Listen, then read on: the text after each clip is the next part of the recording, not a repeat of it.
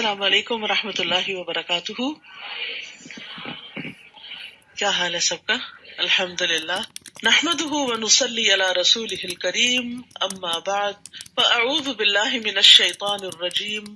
بسم اللہ الرحمن الرحیم. رب اشرح لی صدری ویسر لی امری واحلل عقدۃ من لسانی یفقهوا قولی. قرآن مجید نور ہے. اللہ سبحانہ وتعالیٰ فرماتے ہیں یا ایھا الناس قد جاءکم برہان من ربکم وانزلنا الیکم نورا مبینا. اے لوگو، بلا شبہ تمہارے پاس تمہارے رب کی طرف سے ایک واضح دلیل آ گئی ہے اور ہم نے تمہاری طرف ایک واضح نور نازل کیا ہے. تو نور روشنی کیا دکھاتی ہے؟ اندھیروں میں راہ دکھاتی ہے. تو یہ زندگی اندھیروں سے بھری ہوئی ہے، جہالت کے، لا علمی کے. اس میں جب قرآن کا نور آتا ہے تو انسان کو صحیح اور غلط کا فرق پتہ چلتا ہے اور صحیح راستہ معلوم ہوتا ہے. زید بن ارقم رضی اللہ عنہ سے مروی ہے، وہ کہتے ہیں کہ رسول اللہ صلی اللہ علیہ وسلم نے فرمایا آگاہ رہو اے لوگو، میں ایک انسان ہوں، قریب ہے کہ میرے رب کا بھیجا ہوا میرے پاس آئے تو میں اسے قبول کر لوں، اور میں تم میں دو بھاری چیزیں چھوڑے جا رہا ہوں. ان میں سے پہلی اللہ کی کتاب ہے جس میں ہدایت اور نور ہے. اس کتاب میں کیا ہے؟ ہدایت اور نور ہے. تو تم اللہ کی کتاب کو پکڑے رکھو. اب یہ نہیں کہ صرف رمضان تک پکڑنا ہے اور پھر چھوڑ دینا ہے، نہیں، اس کو پکڑے رکھو اور اس کے ساتھ مضبوطی سے جڑے رہو، یعنی اسے اپنی زندگی کا حصہ بنا لو. اور آپ نے اللہ کی کتاب پر بہت زور دیا اور اس کی خوب رغبت دلائی، یعنی لوگوں کو شوق دلایا کہ وہ قرآن کے ساتھ اپنا تعلق مضبوط کریں. پھر آپ نے فرمایا دوسری چیز میرے اہل بیت ہیں، میں تم لوگوں کو اپنے اہل بیت کے بارے میں اللہ کی یاد دلاتا ہوں، یعنی ان کے ساتھ احسان کا رویہ اختیار کرنا. میں تم لوگوں کو اپنے اہل بیت کے بارے میں اللہ کی یاد دلاتا ہوں، میں تم لوگوں کو اپنے اہل بیت کے بارے میں اللہ کی یاد دلاتا ہوں. تو ہمارے لیے لازم ہے کہ ہم اس زندگی کے سفر میں رسول اللہ صلی اللہ علیہ وسلم کے ارشادات کو یاد رکھیں. 9واں پارہ. اعوذ باللہ من الشیطان الرجیم. بسم اللہ الرحمن الرحیم. قال الملأ الذين استكبروا من قومه لنخرجنك يا شعيب والذين آمنوا معك من قريتنا أو لتعودن في ملتنا قال أولو كنا كارهين. شروع کرتی ہوں اللہ کے نام سے جو بے انتہا مہربان نہایت رحم فرمانے والا ہے. اس قوم کے متکبر سرداروں نے کہا شعیب، ہم تجھے اور ان لوگوں کو جو تیرے ساتھ ایمان لائے ہیں اپنی بستی سے نکال دیں گے یا پھر تمہیں ہمارے دین میں واپس آنا ہوگا. شعیب علیہ السلام نے کہا خواہ ہم اسے ناپسند کرتے ہوں تو بھی. تو ہم دیکھتے ہیں کہ ہر نبی کی مخالفت اس قوم کے بڑے بڑے لوگوں نے کی، ایلیٹ کلاس نے کی، اور اس کی بنیادی وجہ کیا تھی کہ وہ اپنے آپ کو بڑا سمجھتے تھے. وہ سمجھتے تھے کہ اگر نبوت بھی آنی تھی تو اس کے حقدار ہم زیادہ تھے، ہمارے پاس یہ سب کچھ آنا چاہیے تھا، ہم لوگوں کو گائیڈ کرتے، اور اب چونکہ نبوت کسی اور کے پاس آ گئی ہے تو ہم اس کی پیروی کرنے والے نہیں. تو متکبر لوگوں کا طریقہ کار ایک ہی جیسا ہوتا ہے، وہ ناحق طریقے سے جھگڑا اور بحث کرتے ہیں، اور اگر اس پہ بے بس ہو جاتے ہیں تو دھمکیوں پہ اتر آتے ہیں. اور یہاں پر وہ دھمکیاں دے رہے ہیں کہ ہم تمہیں اپنی قوم سے نکال دیں گے، اپنے ملک سے نکال دیں گے، ہم تمہیں اپنے درمیان برداشت نہیں کرتے، اور جو تمہارے اوپر ایمان لے آئے ہیں ان کو بھی نکال دیں گے، یا پھر لازماً تمہیں ہماری ملت میں واپس آنا ہوگا، ہمارے طریقوں کو فالو کرنا ہوگا. تو شعیب علیہ السلام نے صرف اتنا کہا اولو کنا کارہین، کیا پھر بھی اگر ہم اسے ناپسند کرتے ہوں. کیونکہ اہل ایمان کے لیے ایمان کو چھوڑنا، دین کو چھوڑنا، دین کے طریقے کو چھوڑنا انتہائی ناپسندیدہ ہوتا ہے. اور جس شخص کو ایمان کی حلاوت ایک دفعہ نصیب ہو جاتی ہے پھر وہ ایمان کو ترک نہیں کرتا. انس رضی اللہ عنہ سے روایت ہے کہ نبی صلی اللہ علیہ وسلم نے فرمایا 3 باتیں جس کسی میں ہوں گی وہ ایمان کی مٹھاس پا لے گا، یہ کہ اللہ اور اس کا رسول اس کے نزدیک ہر چیز سے زیادہ محبوب ہوں، اور یہ کہ آدمی جس کسی سے محبت کرے صرف اللہ کے لیے کرے، کوئی دنیا کا لالچ بیچ میں نہ ہو، اور یہ کہ کفر میں دوبارہ لوٹنے کو اس طرح ناپسند کرے جیسا کہ وہ آگ میں پھینکے جانے کو ناپسند کرتا ہے، یعنی اسلام سے پھر مرتد ہو کے کفر کی طرف جانا اس کے لیے ایسے ہی ہو جیسے جہنم میں جانا ہے۔ قد افترینا علی اللہ کذبا ان عدنا فی ملتکم بعد اذ نجانا اللہ منہا، اگر ہم تمہارے دین میں دوبارہ چلے جائیں، تمہارے دین میں، کیونکہ انبیاء کا شرک والا دین کبھی نہیں رہا، تو اس کا مطلب یہ ہوگا کہ ہم نے اللہ پر جھوٹ باندھا تھا، یعنی جو کچھ ہم تمہیں کہہ رہے تھے وہ بالکل غلط بات تھی، جبکہ اللہ اس سے ہمیں نجات دے چکا ہے۔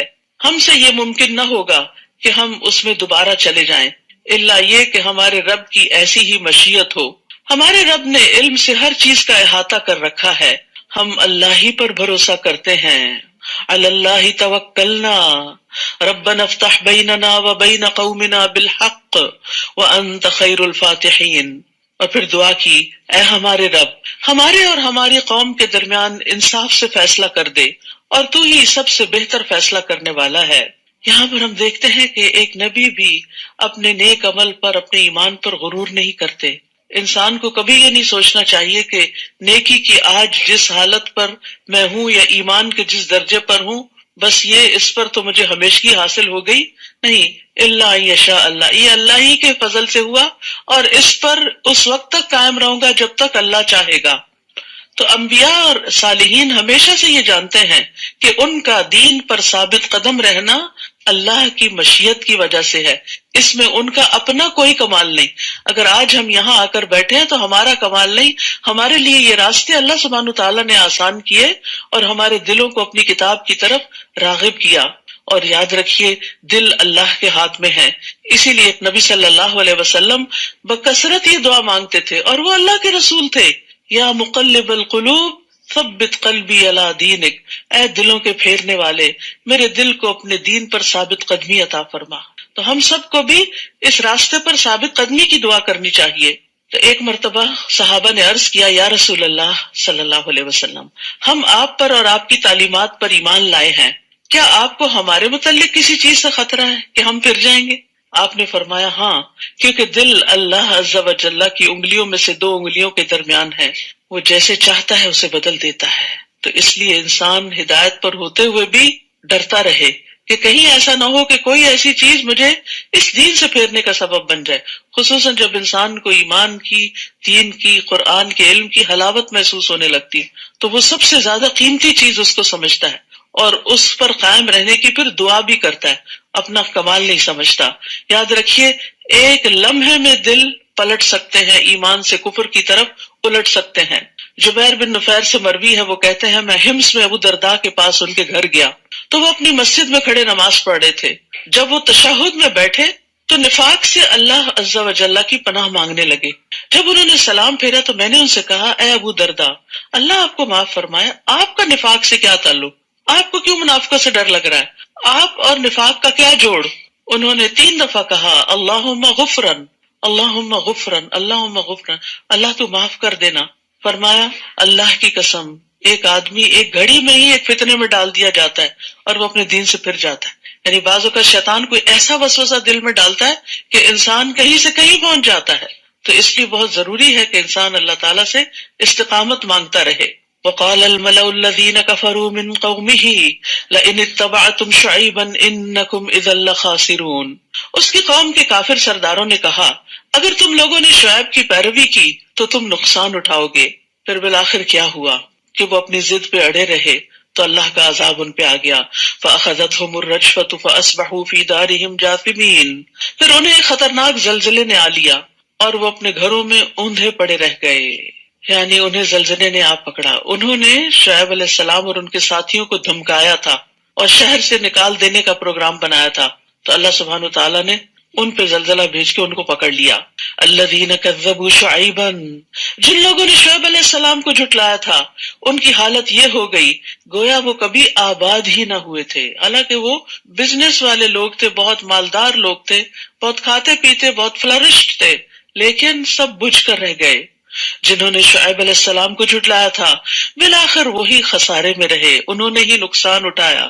شعیب انہیں یہ کہتے ہوئے وہاں سے چلے گئے کہ اے میری قوم، میں نے تمہیں اپنے رب کا پیغام پہنچا دیا تھا، اور ممکن حد تک میں تمہاری خیر خواہی کرتا رہا، تو اب میں ان لوگوں پر کیسے افسوس کروں جو انکار ہی کرتے رہے، مان کے ہی نہ دیے۔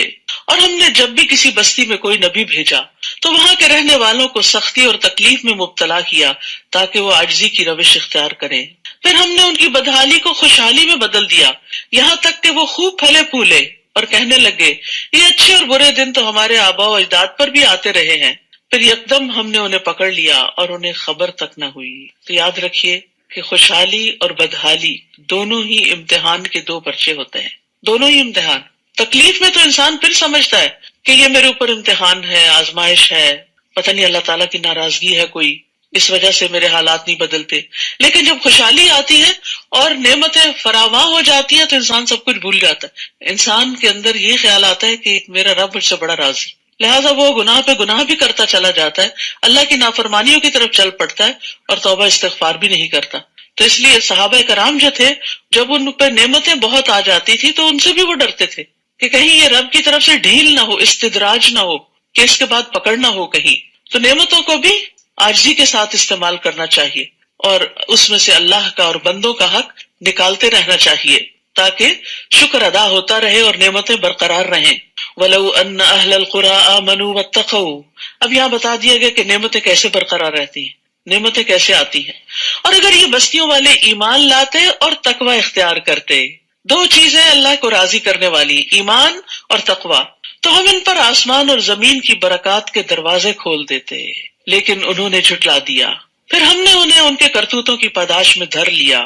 کیا یہ بستیوں والے اس بات سے نڈر ہو گئے ہیں کہ رات کے وقت ان پر ہمارا عذاب آ جائے اور وہ سوئے ہوئے ہوں، کہ آنکھ بھی نہ کھلے؟ اور یاد رکھیے اچانک پکڑ یہ عذاب کی علامت ہوتی ہے۔ یا وہ اس بات سے نڈر ہو گئے ہیں کہ چاشت کے وقت ان پر ہمارا عذاب آئے اور وہ کھیل رہے ہوں، یعنی ہسل بسل شروع ہو گئی ہو، لوگ اپنے کاموں کے لیے بھاگ دوڑ کر رہے ہوں، یعنی کسی بھی وقت آ سکتا ہے، کسی بھی وقت پکڑ ہو سکتی ہے۔ کیا یہ لوگ اللہ کی چال سے بے خوف ہو گئے ہیں؟ حالانکہ اللہ کی چال سے وہی قوم بے خوف ہوتی ہے جو نقصان اٹھانے والی ہو۔ یعنی اللہ سبحانہ وتعالیٰ کا ان کے خلاف چال چلنا کیا ہے کہ ان کو پہلے مہلت دے، ڈھیل دے، ان پر دنیا کی زندگی کے انعامات عام کر دے اور پھر اچانک رسی کھینچ لے۔ حسن بصری کہتے ہیں مومن نیک کام کرتے ہوئے بھی ڈرتا، لرزتا اور خوف کھاتا ہے۔ ہم سب کو اپنے بارے میں سوچنا چاہیے کہ نیکی کرتے ہوئے، نماز پڑھتے ہوئے، خیرات کرتے ہوئے، کسی کی مدد کرتے ہوئے ہمارے دل کا حال کیا ہوتا ہے۔ مومن نیک کام کرتے ہوئے بھی ڈرتا، لرزتا اور خوف کھاتا ہے، اور فاجر گناہ کے کام کرتے ہوئے بھی امن اور سکون میں ہوتا ہے، بڑی بڑی نافرمانیاں کر کے بھی بڑا خوش ہوتا ہے۔ رسول اللہ صلی اللہ علیہ وسلم نے فرمایا بے شک مومن اپنے گناہوں کو ایسے دیکھتا ہے جیسے وہ کسی پہاڑ کے نیچے بیٹھا ہو، یعنی گناہ اس کو پہاڑ کی طرح نظر آتے ہیں اور اسے یہ خطرہ ہو کہ یہ پہاڑ اس کے اوپر نہ گر جائے، جبکہ فاسق اپنے گناہوں کو اس طرح دیکھتا ہے جیسے کوئی مکھی اس کی ناک میں بیٹھی اور اس نے ہاتھ کے اشارے سے اڑا دیا، یعنی اس کو گناہ سے کوئی ڈر نہیں لگتا، اسی لیے تو توبہ نہیں کرتا۔ جو لوگ ان بستیوں کے ہلاک ہونے کے بعد زمین کے وارث ہوئے، کیا انہیں یہ رہنمائی نہیں ملی کہ اگر ہم چاہیں تو ان کے گناہوں کے بدلے ان پر بھی مصیبت ڈال سکتے ہیں اور ان کے دلوں پر مہر بھی کر سکتے ہیں کہ وہ سن ہی نہ سکیں؟ تو یہ گناہوں کے دو نتائج بتائے گئے کہ ان پہ مصیبت آئے اور دل سخت ہو جائے۔ تو اس لیے انسان کو ساتھ ساتھ توبہ کرتے رہنا چاہیے، جہاں پسلے، جہاں غلطی ہوئی، جہاں بھٹکے، اللہ سبحانہ تعالیٰ کی طرف راغب ہوئے۔ تلک القریٰ نقص علیک من انبائها، یہ بستیاں ہیں جن کے احوال ہم نے آپ سے بیان کر دیے ہیں۔ ان کے پاس ان کے رسول واضح دلائل لے کر آئے تھے، مگر جس بات کو وہ پہلے جھٹلا چکے تھے اس پر ایمان لانا انہوں نے مناسب نہ سمجھا۔ اسی طرح اللہ کافروں کے دلوں پر مہر لگا دیتا ہے۔ ان میں اکثر لوگ ایسے تھے جن میں ہم نے عہد کا لحاظ نہ پایا، اور ان میں سے اکثر کو فاسق ہی پایا، یعنی کمٹمنٹ نہیں کی، دین کی کوئی بات کبھی اختیار کی بھی تو اس پر ثابت قدمی اختیار نہیں کی۔ ثم بعثنا من بعدهم موسى بآياتنا إلى فرعون وملئه فظلموا بها فانظر كيف كان عاقبة المفسدين۔ ان کے بعد ہم نے موسیٰ علیہ السلام کو اپنے معجزات دے کر فرعون اور اس کے درباریوں کی طرف بھیجا، مگر انہوں نے بھی ہمارے معجزات سے ناانصافی کی۔ پھر دیکھ لو فساد کرنے والوں کا کیا انجام ہوا۔ تو یہاں سے آخر تک ایک طویل قصہ آئے گا موسیٰ علیہ السلام کا، اور اس میں دیکھنے کو کہا گیا ہے فانظر، غور کرو، دیکھو، کیف کان عاقبۃ المفسدین، کہ فسادیوں کا انجام کیسے ہوا۔ یعنی جو لوگ زمین میں فساد کرتے ہیں، تکبر کرتے ہیں، اپنے آپ کو بڑا سمجھ کر دوسروں کے اوپر ظلم ڈھاتے ہیں، ناانصافیاں کرتے ہیں، پھر بالآخر ایک دن ان کا انجام کیسے ہوتا ہے۔ وقال موسیٰ یا فرعون انی رسول من رب العالمین، موسیٰ نے فرعون سے کہا میں یقیناً اللہ رب العالمین کا رسول ہوں، میرے شایان شان یہی ہے کہ میں اللہ کے متعلق وہی بات کروں جو سچی ہو، میں تمہارے پاس تمہارے رب کی طرف سے معجزات لے کر آیا ہوں، یعنی وہ تمہارا بھی رب ہے، لہٰذا بنی اسرائیل کو میرے ساتھ روانہ کر دو، یعنی جو ان کو غلام بنا رکھا ہے ان کو اس غلامی سے نجات دے دو۔ تو موسیٰ علیہ السلام کی دعوت کے دو بڑے نکات تھے، ایک تو ان کو اللہ کی طرف بلانا قوم فرعون کو، اور دوسرے بنی اسرائیل کو غلامی سے نجات دلانا۔ فرعون نے کہا اگر تو سچا ہے تو کوئی معجزہ لے کر آیا ہے تو اس کو پیش کر۔ چنانچہ موسیٰ علیہ السلام نے اپنا عصا ڈال دیا تو وہ فوراً ہو بہو ایک اژدہا بن گیا، بہت بڑا سانپ بن گیا، اور بغل سے اپنا ہاتھ نکالا تو وہ دیکھنے والوں کو چمکدار دکھائی دینے لگا۔ فرعون کی قوم کے سرداروں نے کہا یہ تو بڑا ماہر جادوگر ہے، وہ چاہتا ہے کہ تمہیں تمہارے ملک سے نکال دے، اب تم کیا مشورہ دیتے ہو؟ پھر انہوں نے فرعون سے کہا کہ موسیٰ اور اس کے بھائی کے معاملے کو التوا میں رکھو اور شہروں میں اپنے آدمی بھیج دو جو ہر ماہر جادوگر کو اکٹھا کر کے تیرے پاس لے آئیں۔ چنانچہ جادوگر فرعون کے پاس آ گئے اور کہنے لگے اگر ہم غالب رہے تو ہمیں کچھ صلہ بھی ملے گا۔ نبی جو ہوتا ہے وہ قوم کا خیر خواہ ہوتا ہے، وہ لوگوں سے کوئی اجر و ثواب نہیں چاہتا، یعنی لوگوں سے کوئی بدلہ نہیں چاہتا، اس کا اجر و ثواب اللہ کے ذمہ ہوتا ہے۔ اس کے برعکس جادوگر جادو کا کاروبار کیوں چلاتے ہیں؟ تاکہ دنیا کما سکیں۔ اسی لیے فرعون کے پاس جب موسیٰ علیہ السلام آئے تو انہوں نے ان کو اللہ کا پیغام سنایا اور کسی اجر کی توقع نہیں رکھی، لیکن جادوگر آئے تو انہوں نے انعام مانگا کہ اچھا موقع ہے، آج فرعون کو ہماری ضرورت پڑی ہے تو اس سے کچھ بھرپور فائدہ اٹھایا جائے۔ چنانچہ جادوگر فرعون کے پاس آ گئے اور کہنے لگے اگر ہم غالب رہے تو ہمیں کچھ صلہ بھی ملے گا۔ فرعون نے کہا ہاں، اور میرے دربار میں منصب بھی ملیں گے۔ پھر مقابلے کے وقت جادوگر کہنے لگے موسیٰ تم ڈالتے ہو یا ہم ڈالیں؟ موسیٰ نے کہا تم ہی ڈالو۔ تو جب انہوں نے اپنی رسیاں وغیرہ پھینکی تو انہوں نے لوگوں کی آنکھوں پر جادو کر دیا اور انہیں دہشت زدہ کر دیا اور بڑا زبردست جادو بنا لائے۔ تو یہاں پر موسیٰ علیہ السلام نے جادوگروں کو پہل کرنے کا موقع دیا کہ تم پہلے کرو۔ اس کی کیا حکمت تھی؟ اصل بات تو اللہ ہی بہتر جانتا ہے، لیکن یہ کہ موسیٰ علیہ السلام دیکھنا چاہتے تھے کہ جادوگر زیادہ سے زیادہ کیا کرتے ہیں، ان کی کارکردگی پہ غور کرنا چاہتے تھے، اور پھر یہ بھی کہ جب یہ اپنی چالاکیوں سے فارغ ہو جائیں تو پھر موسیٰ علیہ السلام ان کے اوپر حملہ آور ہوں۔ اور ویسے بھی یہ کہ حق جب آخر میں آئے گا تو دلوں پر اثر انداز بھی ہوگا۔ ہم نے موسیٰ کی طرف وحی کی کہ اب تو بھی اپنا عصا ڈال دے۔ عصا کا پھینکنا تھا کہ وہ اژدہا بن کر فوراً ان کے جھوٹے شعبدے کو نگلنے لگا، اور یہ حکمت نظر آتی ہے کہ سارا جادو ختم ہو گیا۔ چنانچہ حقیقت ثابت ہو گئی اور جو کچھ ان جادوگروں نے بنایا تھا وہ ملیا میٹ ہو گیا۔ یہ جو آیتیں ہیں فَلَمَّا أَلْقَوْا قَالَ مُوسَىٰ مَا جِئْتُمْ بِهِ السِّحْرُ، اور یعنی سورۃ یونس کی 81 اور 82، اور پھر سورۃ الاعراف کی 118 سے 122، اور سورۃ طٰہٰ کی 69 آیت، اور یہ آیت یہاں سے فَوَقَعَ الْحَقُّ وَبَطَلَ مَا كَانُوا يَعْمَلُونَ۔ اگر کسی کے اوپر شک ہے آپ کو کہ اس پہ جادو ہے تو ایک برتن میں پانی ڈال کے ان پہ یہ آیات پڑھی جائے اور پھر مسور کے سر پہ بہا دیا جائے تو اس کو افاقہ ہوتا ہے۔ فَوَقَعَ الْحَقُّ وَبَطَلَ مَا كَانُوا يَعْمَلُونَ فَغُلِبُوا هُنَالِكَ وَانقَلَبُوا صَاغِرِينَ۔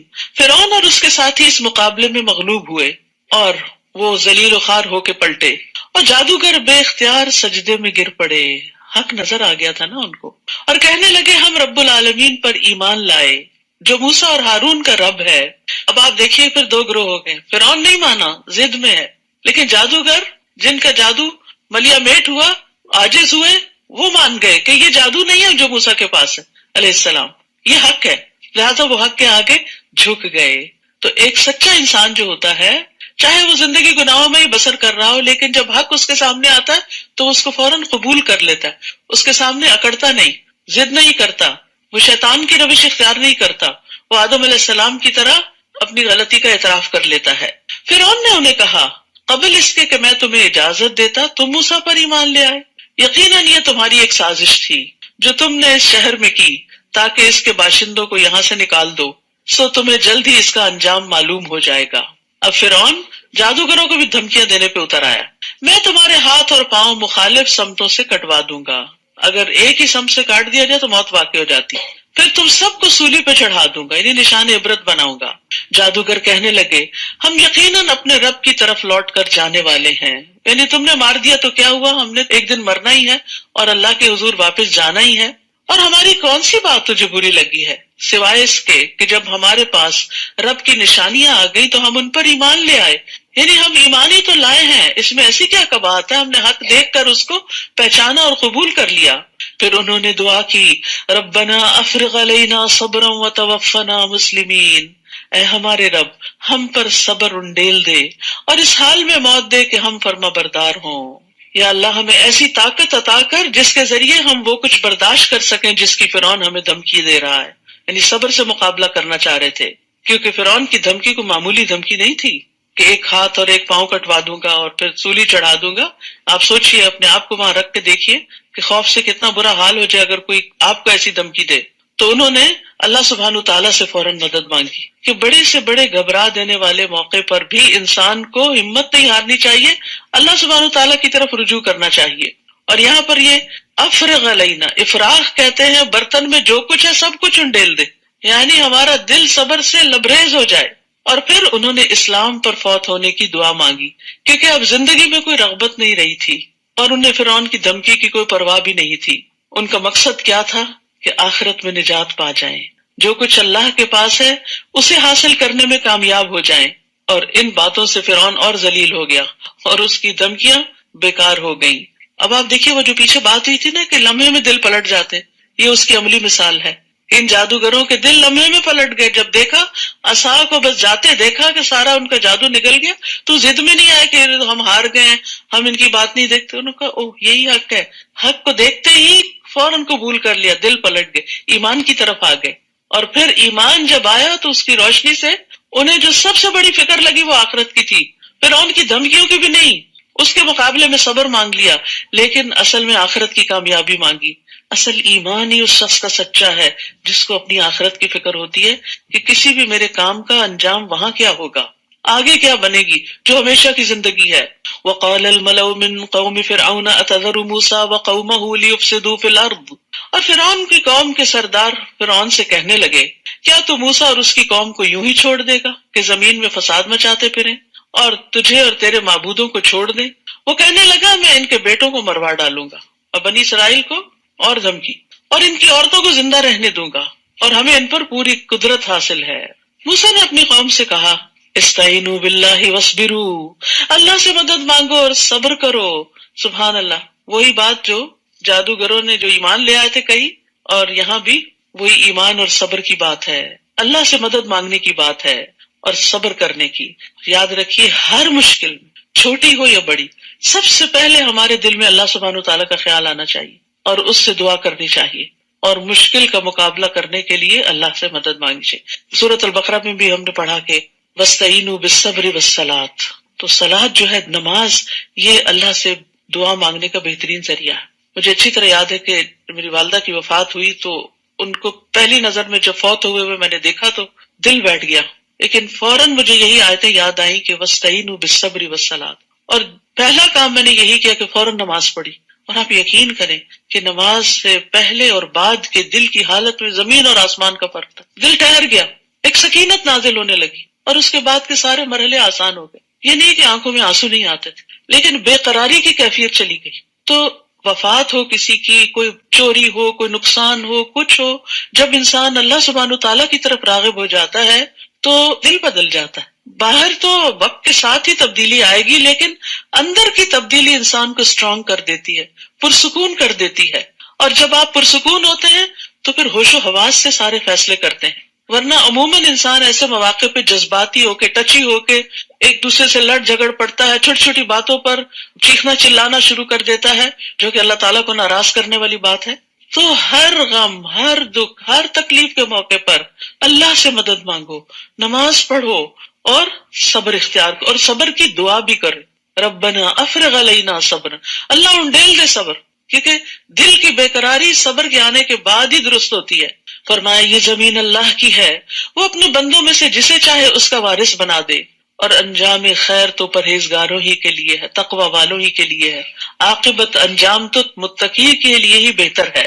وہ موسیٰ سے کہنے لگے تمہارے آنے سے پہلے بھی ہمیں دکھ دیا جاتا تھا اور تمہارے آنے کے بعد بھی دیا جا رہا ہے۔ ہمیں تو لگتا تھا کہ کوئی آئے گا مسیحا جو ہمیں ان مصیبتوں سے نجات دلائے گا، لیکن ہمارے اوپر تو مشکلات اور زیادہ ہوتی جا رہی ہیں۔ موسیٰ نے جواب دیا، ان قریب تمہارا رب تمہارے دشمن کو ہلاک کر دے گا، تسلی دی انہیں، اور اس سرزمین میں تمہیں خلیفہ بنا دے گا، پھر دیکھے گا کہ تم کیسے عمل کرتے ہو۔ یعنی یہ مشکل تو ٹل جائے گی، لیکن جب خوشحالی آئے گی تو پھر بھی ایک آزمائش ساتھ آئے گی، اور وہ کیا کہ تم کرتے کیا ہو۔ اللہ سبحانہ وتعالیٰ ہم سے ہر حال میں یہ دیکھتے ہیں ہم کرتے کیا ہیں، خوشی کے موقع پہ کیا کرتے ہیں، غم کے موقع پہ کیا کرتے ہیں، دکھ کے موقع پہ کیا کرتے ہیں، جب کوئی ہمارے ساتھ اچھا سلوک کرتا ہے تو ہم کیا کرتے ہیں، کوئی برا کرتا ہے تو ہم کیا کرتے ہیں۔ فَيَنظُرْ كَيْفَ تَعْمَلُونَ، اور وہ ہر وقت دیکھ رہا ہے ہم کر کیا رہے ہیں۔ تو ہم سب کو اپنے عمل کی فکر ہونی چاہیے کہ ہمارے ری ایکشنز کیا ہیں، ڈفرینٹ سچویشنز میں ہم کس طرح ری ایکٹ کر رہے ہیں، اور یہی ہمارا عمل ہوتا ہے اور اسی پر ہماری جزا یا سزا لکھی جاتی ہے۔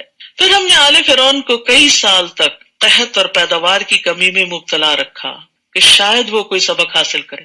جب اتنا بڑا معجزہ دیکھ کے بھی نہیں مانے تو ابھی مزید بھی ڈھیل دی گئی، کئی سال اور دیے گئے شاید سمجھ جائیں۔ ویسے اللہ سبحانہ وتعالیٰ کا حوصلہ ہے کہ ایسے لوگوں کو برداشت کرنا، ہم ہوں اور ہمارے پاس طاقت ہو تو ہم اپنے مخالفوں کو ایک لمحے میں نیست و نابود کر دیں۔ یہ تو بے بسی ہے نا کہ پھر انسان صبر کر جاتا ہے، لیکن اللہ سبحانہ وتعالیٰ واقعی الصبور ہے، انتہا درجے کا صبر کرنا، الحلیم ہے، بے حد برداشت کرنے والا ہے، بردبار ہے۔ تو پھر اب قوم فرعون کا ایک اور امتحان ہوا، قحط سالی اور خشک سالی، یعنی پیداوار آسمانی آفتوں سے ہلاک ہو جاتی، یعنی فصلیں ماری جاتی یا پھر کچھ اگتا نہیں۔ یہ سب کچھ کس لیے تھا؟ لعلہم یذکرون، شاید کہ وہ نصیحت حاصل کریں، کیونکہ سختیاں، تکلیفیں، آزمائشیں انسان کا دل نرم کرتی ہیں، انسان کے اندر جھکاؤ آتا ہے، اور اللہ سبحانہ تعالیٰ کے پاس جو کچھ اجر و ثواب ہے اور جنت میں جو کچھ موجود ہے، سختی کے وقت انسان اس کی طرف راغب ہوتا ہے۔ جب دنیا والے دل توڑتے ہیں نا، جب دنیا سے انسان ٹھکرایا جاتا ہے تو پھر انسان اللہ کی طرف راغب ہوتا ہے، اور جب دنیا اس سے چھن جاتی ہے تو انسان جنت کی نعمتوں کو یاد کرتا ہے، اور اگر دنیا ہی جنت بن جائے تو اصل جنت بھول جاتی ہے انسان کو۔ فَإِذَا جَاءَتْهُمُ الْحَسَنَةُ قَالُوا لَنَا هَٰذِهِ، پھر جب انہیں کوئی بھلائی پہنچتی تو کہتے کہ ہم اسی کے مستحق تھے، ہم اتنے قابل لوگ ہیں، یہ ہمیں ملنی چاہیے تھی۔ اور جب کوئی تکلیف پہنچتی تو اسے موسیٰ اور اس کے ساتھیوں کی نحوست بتلاتے، یہ تمہاری وجہ سے ہمارے ساتھ یہ سب کچھ ہو رہا ہے۔ حالانکہ نحوست تو اللہ کے ہاں ان کی اپنی تھی، ان کے اپنے گناہوں کی وجہ سے ان پر نحوست طاری تھی، لیکن ان میں سے اکثر لوگ یہ بات سمجھتے نہ تھے۔ تو یاد رکھیے، نعمت ملنے کو کبھی بھی اپنا کمال نہ سمجھیں، کیونکہ یہ بھی ایک امتحان ہوتا ہے، اور انسان کبھی نہ کہے یہ چیز مجھے علم کی بنا پہ ملی، یہ طاقت کی بنا پہ ملی، یہ فلاں میری قابلیت اور ذہانت کی وجہ سے مجھے مل گئی۔ اکثر ایسا ہوتا ہے جب کوئی اچیومنٹ ہوتی ہے نا تو ہم سب بھول جاتے ہیں اور خود کریڈٹ لینے کی کوشش کرتے ہیں۔ یعنی ایک پروجیکٹ جو سانجھا ہوتا ہے نا، تو پھر جب کوئی اس کا اچھا نتیجہ نکلتا ہے تو ہر ایک کہتا ہے وہ میں نے کہا تھا نا، یہ میرا مشورہ تھا۔ کوئی کہتا ہے فلاں چیز مجھے اس وقت سوجھ گئی تھی تو اس وجہ سے یہ ہو گیا۔ یعنی ہر شخص چاہتا ہے کہ وہ اس کو اپنا کمال بتائے۔ تو ہمارے منہ سے کیا لفظ نکلنا چاہیے کہ یہ اللہ کا فضل ہے، ھذا من فضل ربی، یہ اللہ کا انعام ہے، اللہ نے توفیق دی، اللہ نے سجھایا، اللہ نے یہ راہ دکھائی۔ پھر انسان شکر گزار ہوتا ہے، جس سے وہ نعمت بھی باقی رہتی ہے اور آئندہ بھی نعمتوں میں اضافہ ہوتا ہے۔ نیز وہ موسیٰ سے کہتے کہ ہمیں مسحور کرنے کے لیے جو بھی معجزہ تو ہمارے پاس لائے گا، ہم تیری بات کو ماننے والے نہیں۔ یعنی پہلے سے ڈیسائیڈ کیا ہوتا، جو مرضی ہو جائے ہم نے نہیں ماننا، میں نہ مانوں۔ تو جب کوئی انسان یہ رویہ اختیار کر لیتا ہے تو ہدایت سے محروم ہو جاتا ہے۔ انسان کو کیا کہنا چاہیے؟ ہاں اگر کوئی دلیل ہوگی تو میں ضرور مان لوں گا۔ آخر ہم نے ان پر طوفان، ٹڈیاں، جوئیں، مینڈک اور خون کا عذاب ایک ایک کر کے مختلف وقتوں میں نشانیوں کے طور پہ بھیجا۔ اب دیکھیے کہ طوفان عذاب ہوتے ہیں، گھر تباہ ہو جاتے ہیں، فصلیں تباہ ہو جاتی ہیں، ٹڈی دل جو ہوتے ہیں یہ فصلوں کو تباہ کر دیتے ہیں، جوئیں نفرت انگیز چیز ہوتی ہیں کہ انسان کی نیند سکون حرام کر دیتی ہیں اور ایک گندگی کا سمبل ہوتی ہیں، مینڈک ان کے کھانوں میں، ان کے گھروں میں، ان کے بستروں میں ہر جگہ اچھلتے پھرتے تھے۔ خون کا عذاب ایک تو یہ کہ ان کے پانی میں خون مل گیا، دوسرا یہ کہا جاتا ہے کہ ان کو نکسیر کی بیماری لاحق ہو گئی، کہ ناک سے خون گرتا رہتا تھا۔ تو یہ مختلف عذاب وقتاً فوقتاً ان کے اوپر آئے، پھر بھی وہ اکڑے ہی رہے۔ استغفر اللہ، کیسے سخت دل لوگ تھے کہ کسی مصیبت پہ جھکے نہیں، کیونکہ وہ تھے ہی مجرم لوگ۔ اور جب ان پر کوئی عذاب آ پڑتا تو کہتے موسیٰ تیرے رب نے تجھ سے جو دعا قبول کرنے کا عہد کیا ہوا ہے تو تو ہمارے لیے دعا کر، تو دعا کر. بنی اسرائیل بھی موسیٰ علیہ السلام سے دعا کرواتی اور فرعونی بھی کہتے تو دعا کر، خود نہیں راغب ہوتے. خود دعا کرنا سب سے افضل ہوتا ہے کیونکہ انسان کا اپنے رب کے ساتھ ایک تعلق مضبوط ہوتا ہے اور یہ عبادت کا نچوڑ ہے، یہ عبادت کی قسم ہے. تو وہ دعا کرواتے اگر تو ہم سے عذاب کو دور کر دے گا تو ہم یقیناً تجھ پر ایمان لے آئیں گے اور بنی اسرائیل کو تیرے ساتھ روانہ کر دیں گے، ان کو آزاد کر دیں گے. پھر جب ہم ان سے وہ عذاب ایک مدت تک ہٹا دیتے تو وہ عہد توڑ دیتے، پھر اسی ڈگر پہ آ جاتے. آخر کار ہم نے ان سے انتقام لیا اور انہیں سمندر میں غرق کر دیا، ڈبو دیا، کیونکہ وہ ہماری آیات کو جھٹلاتے اور ان سے لاپرواہی برتتے تھے. وَكَانُوا عَنْهَا غَافِلِينَ، یعنی ان کو ڈبونے کی وجہ کیا تھی؟ ایک تو آیات کی تکذیب اور دوسرے غفلت، یعنی کسی چیز کو یاد کرنے سے ذہن کا بہک جانا، اور یہاں جان بوجھ کے غفلت اختیار کرنا، یعنی انہوں نے آیات میں غور و فکر کرنے سے روگردانی کی اور جو نشانیاں اللہ نے بھیجی تھی موسیٰ علیہ السلام کے ذریعے ان کے اوپر توجہ نہ دی. پھر ہم نے ان کا وارث ان لوگوں کو بنایا جو کمزور سمجھے جاتے تھے. وہ کون تھے؟ بنی اسرائیل. اور اس سرزمین کا وارث بھی بنایا جس کے مشرق و مغرب میں ہم نے برکت رکھی ہوئی ہے، فلسطین. اور بنی اسرائیل کے حق میں آپ کے رب کا اچھا وعدہ پورا ہو گیا کیونکہ انہوں نے صبر کیا تھا. بما صبروا، حدیث میں آتا ہے وَعْلَمْ أَنَّ النَّصْرَ مَعَ الصَّبْرِ، جان رکھو کامیابی صبر کے ساتھ ہے، صبر کے ساتھ ہے. اور صبر کیا ہے؟ ٹھہر جانا، رک جانا، منفی ری ایکشن سے بچنا. اور فرعون اور اس کی قوم جو کچھ عمارتیں بناتے اور انگوروں کے باغ بیلوں پہ چڑھاتے تھے سب کو ہم نے تباہ کر دیا. کوئی ان کی دیکھ بھال کرنے والا ہی نہ رہا، سارے ڈوب گئے، کوئی ان کی زبان پڑھنے والا نہ رہا. اب ہزاروں سال کے بعد اس کو کنفیگر کیا جا رہا ہے کہ یہ کیا لکھا ہوا ہے، یہ سب کچھ کس چیز کا سمبل ہے، کیونکہ کوئی بھی نہ بچا کہ جو اس ورثے کو سنبھالتا. وَجَاوَزْنَا بِبَنِي إِسْرَائِيلَ الْبَحْرَ فَأَتَوْا عَلَىٰ قَوْمٍ يَعْكُفُونَ عَلَىٰ أَصْنَامٍ لَهُمْ، اور جب ہم نے بنی اسرائیل کو سمندر سے پار اتارا تو وہ ایک ایسی قوم کے پاس آئے جو اپنے بتوں کی عبادت میں لگے ہوئے تھے. کہنے لگے موسیٰ ہمیں بھی ایک ایسا الہ بنا دو جیسے ان لوگوں کا الہ ہے. موسیٰ نے کہا تم بڑے جاہل لوگ ہو، بہت ناسمجھ ہو. اللہ نے تمہیں فرعون جیسے ظالم سے نجات دی اور تم وہاں سے نکل کے آزاد ہو کے اللہ ہی کے ساتھ شرک کرنے لگے ہو. ایسا کیوں کہا تم نے؟ اصل میں بنی اسرائیل اگرچہ مسلمان قوم تھی لیکن طویل عرصے تک فرعونیوں کی غلامی کی وجہ سے ان کی معاشرت سے متاثر ہو چکی، ان کے طریقہ عبادت وغیرہ سے. تو ان کے ہاں گائے کی پوجا ہوتی تھی تو انہوں نے بھی کہا کہ ہمیں بھی ایسا ہی کوئی بت بنا دیا جائے. اور یہاں پر موسیٰ علیہ السلام نے ان کو کہا انکم قوم تجہلون، کہ سب سے بڑی جہالت اپنے اصل خالق، اپنے الہ، اپنے معبود سے لا علمی ہے. یعنی ایک شخص کتنا بھی پڑھا لکھا ہو لیکن اپنے کریٹر کو، اپنے پیدا کرنے والے کو، اپنے مالک کو، اپنے رازق کو نہیں پہچانتا تو وہ جاہل ہے. اور پھر اس کے ساتھ اگر کسی اور کو الہ بناتا ہے تو یہ بہت بڑا ظلم ہے. سب سے بڑا گناہ خالق کے ساتھ شریک ٹھہرانا ہے. عبداللہ بن مسعود نے بیان کیا میں نے نبی صلی اللہ علیہ وسلم سے پوچھا اللہ کے نزدیک کون سا گناہ سب سے بڑا ہے؟ آپ نے فرمایا یہ کہ تم اللہ کے ساتھ کسی کو برابر ٹھہراؤ حالانکہ اللہ ہی نے تم کو پیدا کیا. میں نے عرض کیا واقعی یہ تو بہت بڑا گناہ ہے. پھر فرمایا ان ہؤلاء متبر ما هم فیہ وباطل ما كانوا يعملون، یہ لوگ جس کام یعنی بت پرستی میں لگے ہوئے ہیں برباد ہونے والا ہے اور جو کچھ وہ کر رہے ہیں سراسر باطل ہے، اس کا کوئی نتیجہ نہیں نکلنے والا، یعنی کوئی فائدہ نہیں ہونے والا اس سے. پھر کہا کیا میں اللہ کے علاوہ تمہارے لیے کوئی اور الہ تلاش کروں حالانکہ اس نے تمہیں تمام جہان والوں پر فضیلت بخشی، اس کے تو تم پر انعامات ہیں اور تم اس کو چھوڑ کے کسی اور کی طرف راغب ہوتے ہو. کتنا بڑا ظلم ہے. انسانوں میں سے بھی اگر کوئی ہمارا محسن ہو اور ہم اس کو چھوڑ کے کسی اور کا شکریہ ادا کریں تو یہ بڑے زیادتی والی بات ہے. وَلِلَّهِ الْمَثَلُ الْأَعْلَىٰ، اللہ کا تو حق ہی بہت بڑا ہے، انسان اس کو چھوڑ کے کسی اور کی طرف راغب ہو. اور اے بنی اسرائیل وہ وقت یاد کرو جب ہم نے تمہیں فرعونیوں سے نجات دی، وہ تمہیں بہت سخت تکلیف دیتے تھے، وہ تمہارے بیٹوں کو مار ڈالتے تھے اور تمہاری عورتوں کو زندہ رہنے دیتے تھے، اور اس میں تمہارے لیے تمہارے رب کی طرف سے ایک بڑی آزمائش تھی، کڑا وقت تھا تم پر. اور ہم نے موسیٰ سے 30 راتوں کا وعدہ کیا، پھر اسے 10 مزید راتوں سے پورا کیا، تو اس کے رب کی مقرر مدت 40 راتیں پوری ہو گئی. اور جاتے وقت موسیٰ نے اپنے بھائی ہارون سے کہا تم میری قوم میں میرے خلیفہ بنو، اصلاح کرتے رہنا اور فساد کرنے والوں کی راہ پہ نہ چلنا. موسیٰ علیہ السلام کو ہر طرح کی چیزوں سے آئسولیٹ کر کے اللہ تعالیٰ پہاڑ پہ لے گئے تھے. انہیں تورات دینا تھی. علم حاصل کرنے کے لیے یکسوئی بڑی ضروری ہے. مثلا اگر آپ نے چیٹ بھی کھولی ہوئی ہے اور ادھر سے کوئی لیکچر بھی لگایا ہوا ہے، اور چل پھر کے کبھی کسی سے باتیں شروع کر دیتے ہیں اور کہتے ہیں ہاں میں بڑا علم حاصل کر رہی ہوں، تو یہ علم حاصل کرنا نہیں ہوتا۔ نہ ہونے سے یہ بھی بہتر ہے کہ کوئی کان میں اچھی بات پڑ جائے گی، لیکن اللہ کی کتاب کے ساتھ کچھ نہ کچھ وقت ایسا ضرور گزارنا چاہیے کہ انسان سارے گیجٹ، سارے گھر کے کاموں، ساری مصروفیات، ہر چیز سے کٹ کے الگ ہو کے بیٹھے اور اس پر کنٹمپلیٹ کرے، توجہ کرے، غور و فکر کرے، تدبر کرے، تاکہ وہ سنک ان ہو، دل کے اندر جائے اور وہ عمل میں جھلکے۔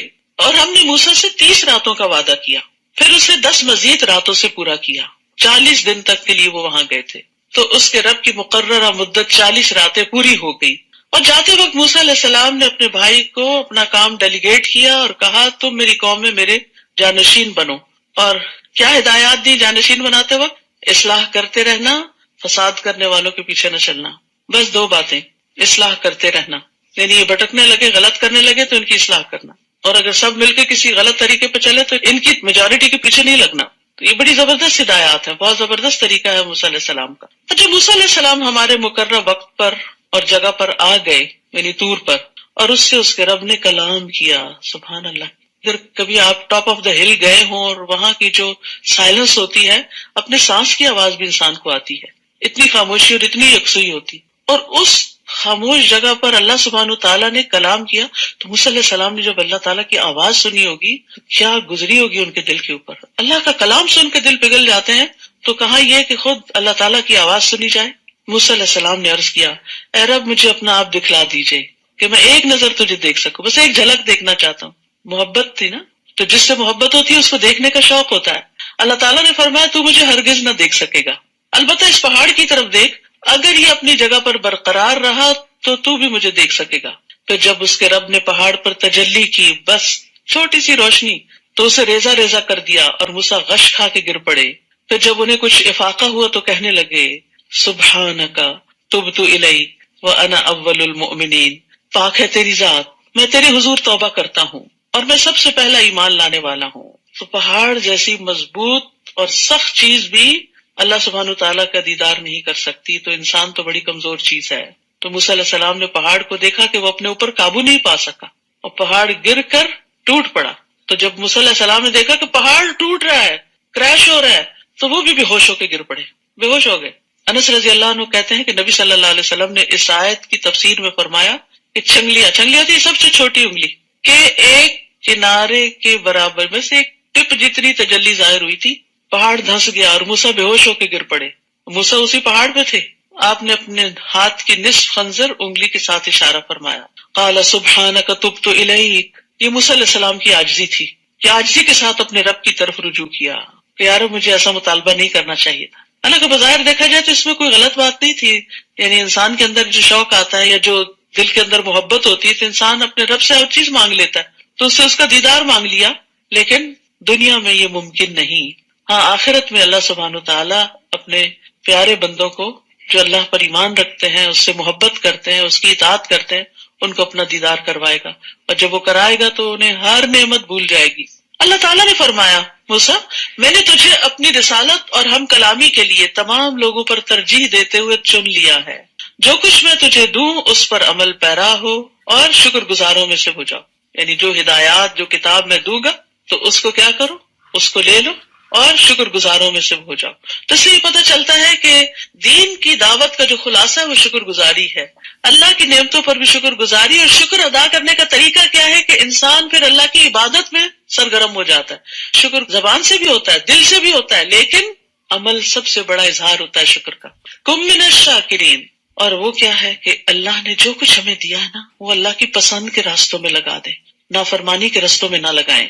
اور اس کے لیے ہم نے تختیوں میں ہر طرح کی نصیحت اور ہر ایک بات کی تفصیل لکھ دی تھی، اور حکم دیا اس پر مضبوطی سے عمل کرو، فخذھا بقوہ، اور اپنی قوم کو بھی حکم دو کہ وہ ان پر اچھی طرح عمل کریں، یاخذوا باحسنھا، ان قریب میں تمہیں فاسقوں کا گھر دکھلاؤں گا۔ تو قوت سے پکڑنے سے مراد یہ نہیں کہ زور سے پکڑ لو، اس کا مطلب یہ ہے کہ دل کی مضبوطی، پکے عزم کے ساتھ پکڑو اور عمل کرو، کیونکہ انسان جب کمزور ارادے سے کسی چیز کو لیتا ہے تو ڈھیلے ڈھالے طریقے سے ہی پکڑتا ہے۔ جو چیز قیمتی ہوتی ہے اس کو سنبھال کے رکھتا ہے اور اس پر نیت اور ارادہ بھی کر لیتا ہے۔ تو یأخذوا بأحسنها، اس کے بہترین حصے کو لے لیں. تو کیا اس کا مطلب ہے کہ قرآن میں کچھ حصہ اچھا ہے اور کچھ بہت زیادہ اچھا ہے؟ بات یہ ہے کہ قرآن کے علاوہ جب وہ کچھ سنتے ہیں تو قرآن کی پیروی کرتے ہیں، دوسری چیز کی پیروی نہیں کرتے. یعنی اس کا مطلب یہ بتایا جاتا ہے کہ وہ قرآن سنتے ہیں اور اس کے علاوہ بھی لیکن پیروی قرآن ہی کی کرتے ہیں. ایسے لوگوں کے لیے خوشخبری ہے. فبشر عباد الذین یستمعون القول فیتبعون احسنہ. سو میرے بندوں کو خوشخبری دے دیجئے جو کان لگا کے بات سنتے ہیں پھر اس میں سے سب سے اچھی بات کی پیروی کرتے ہیں. اور اپنی آیتوں سے ان لوگوں کی نگاہیں پھیر دوں گا جو بلا وجہ زمین میں اکڑتے ہیں. تکبر ہدایت کے راستے میں رکاوٹ بن جاتا ہے. اللہ تعالیٰ ایسے لوگوں کو غور و فکر کی صلاحیت ہی نہیں دیتا. وہ خواہ کوئی بھی نشانی دیکھ لے اس پر ایمان نہیں لائیں گے، اور راہ ہدایت دیکھ لے تو اسے اختیار نہیں کرتے، اور اگر گمراہی دیکھ لے تو اسے فوراً اختیار کرتے ہیں. ان کی یہ حالت اس لیے ہے کہ انہوں نے ہماری آیات کو جھٹلا دیا اور ان سے بے پرواہی کرتے رہے. تو یاد رکھیے، حق سے ضد رکھنے کی وجہ سے انسان ہدایت سے محروم ہو جاتا ہے. تو علم سے محروم کرنے والے اسباب میں تکبر اور بے صبرا پن اور حق سے ضد. ایک قول ہے کسی کا کہ العلم یضیع بین الحیاء والکبر، علم حیا اور تکبر کرنے والا شخص حاصل نہیں کر سکتا. کہ جو اپنے آپ کو بڑی چیز سمجھے اور ہر چیز کو صرف کریٹیکلی دیکھتا رہے، یہاں یہ غلطی ہے وہاں وہ کمی ہے، وہ پھر اس میں سے موتی نہیں چن سکتا، اس میں سے اچھی بات نہیں اختیار کر سکتا. تو یہ بڑی ڈرانے والی بات ہے. سأصرف عن آیاتی الذین یتکبرون فی الارض بغیر الحق، کہ میں اپنی آیات سے ان لوگوں کو پھیر دوں گا جو زمین میں ناحق تکبر کرتے ہیں. یعنی ان کے دلوں سے قرآن کے فہم کو روک لوں گا. اور جن لوگوں نے ہماری آیات کو اور آخرت کی ملاقات کو جھٹلا دیا ان کے اعمال ضائع ہو گئے، اور انہیں وہی کچھ بدلہ دیا جائے گا جو کام وہ دنیا میں کرتے رہے. موسیٰ علیہ السلام کے طور پر جانے کے بعد اس کی قوم نے اپنے زیوروں سے ایک بچڑے کا جسم یعنی پتلا بنا لیا جس میں سے بیل کی آواز نکلتی تھی. ان لوگوں نے یہ نہ دیکھا کہ وہ نہ تو کوئی ان سے بات کرتا ہے نہ ہی ان کو راستہ دکھا سکتا ہے، پھر بھی انہوں نے اسے الہ بنا لیا، اور وہ تھے ہی نہ سمجھ لوگ. اور جب وہ شرمسار ہوئے اور دیکھا کہ وہ گمراہ ہو گئے ہیں تو کہنے لگے لئن لم یرحمنا ربنا ویغفر لنا لنکونن من الخاسرین، اگر ہمارے رب نے ہم پر رحم نہ کیا اور ہمیں معاف نہ کیا تو ہم برباد ہو جائیں گے. پلٹ آئے، توبہ کر لی. اور جب موسیٰ علیہ السلام غصے اور رنج سے بھرے ہوئے اپنی قوم کی طرف واپس آئے، وہ 40 دن کے بعد، تو انہیں کہا تم لوگوں نے میرے بعد بہت بری جانشینی کی. تمہیں کیا جلدی پڑی تھی کہ اپنے رب کے حکم کا انتظار بھی نہ کیا کہ میں آتا اور تمہیں بتاتا کہ رب تم سے کیا چاہتا ہے. پھر تختیاں پھینک دی اور اپنے بھائی کو سر سے پکڑ کر اپنی طرف کھینچنے لگے، یعنی غصے کی وجہ سے کہ یہ سب کچھ کیوں ہو گیا. ایک مومن جو ہوتا ہے اس کا غصہ ذاتی معاملے میں نہیں ہوتا، اس کا غصہ حق اور ہدایت اور دین کی وجہ سے ہوتا ہے. تو موسیٰ علیہ السلام کا یہاں غصہ اس وجہ سے تھا کہ قوم بت پرستی میں مبتلا ہو گئی تھی، اور بھائی کو چونکہ نگران بنا کر گئے تھے اس لیے بھائی کو پکڑ لیا اور اپنی طرف کھینچنے لگے.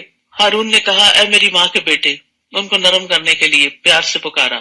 ان لوگوں نے مجھے کمزور سمجھا اور قریب تھا کہ مجھے مار ہی ڈالتے.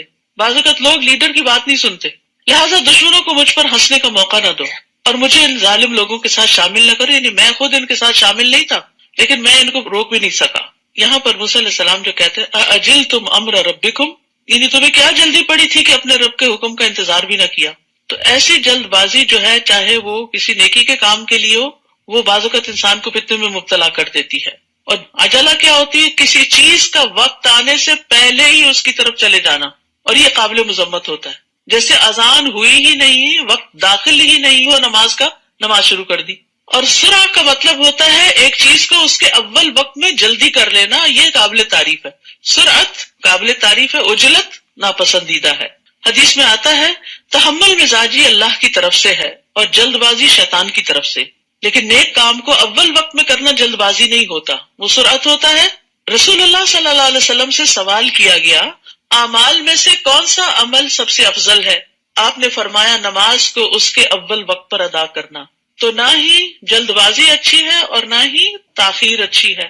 اول وقت میں مناسب وقت میں کام کو کرنا پسندیدہ ہے، اس کا اجر زیادہ ہے. جیسے جمعے کے دن جو لوگ مسجد آتے ہیں تو جو سب سے پہلے آتا ہے اس کو اتنا ثواب ملتا ہے جیسے اونٹ قربان کیا ہو. جو دوسری گھڑی میں آتا ہے گویا اس نے گائے قربان کی. تیسری گھڑی والے کو گویا سینگ والا دمبا قربان کیا. چوتھی گھڑی میں چلا تو گویا اس نے مرغی قربان کی. پانچویں گھڑی میں چلا تو گویا اس نے انڈا اللہ کی راہ میں دیا. پھر امام خطبے کے لیے نکل آتا تو فرشتے ذکر سننے میں مشغول ہوتے ہیں، وہ نام لکھنا چھوڑ دیتے ہیں. تو نیکی کے کام میں یعنی تاخیر نہ کرنا یہ پسندیدہ ہے. اب موسیٰ علیہ السلام دعا کرتے ہیں، قال رب اغفر لی ولاخی وادخلنا فی رحمتک وانت ارحم الراحمین.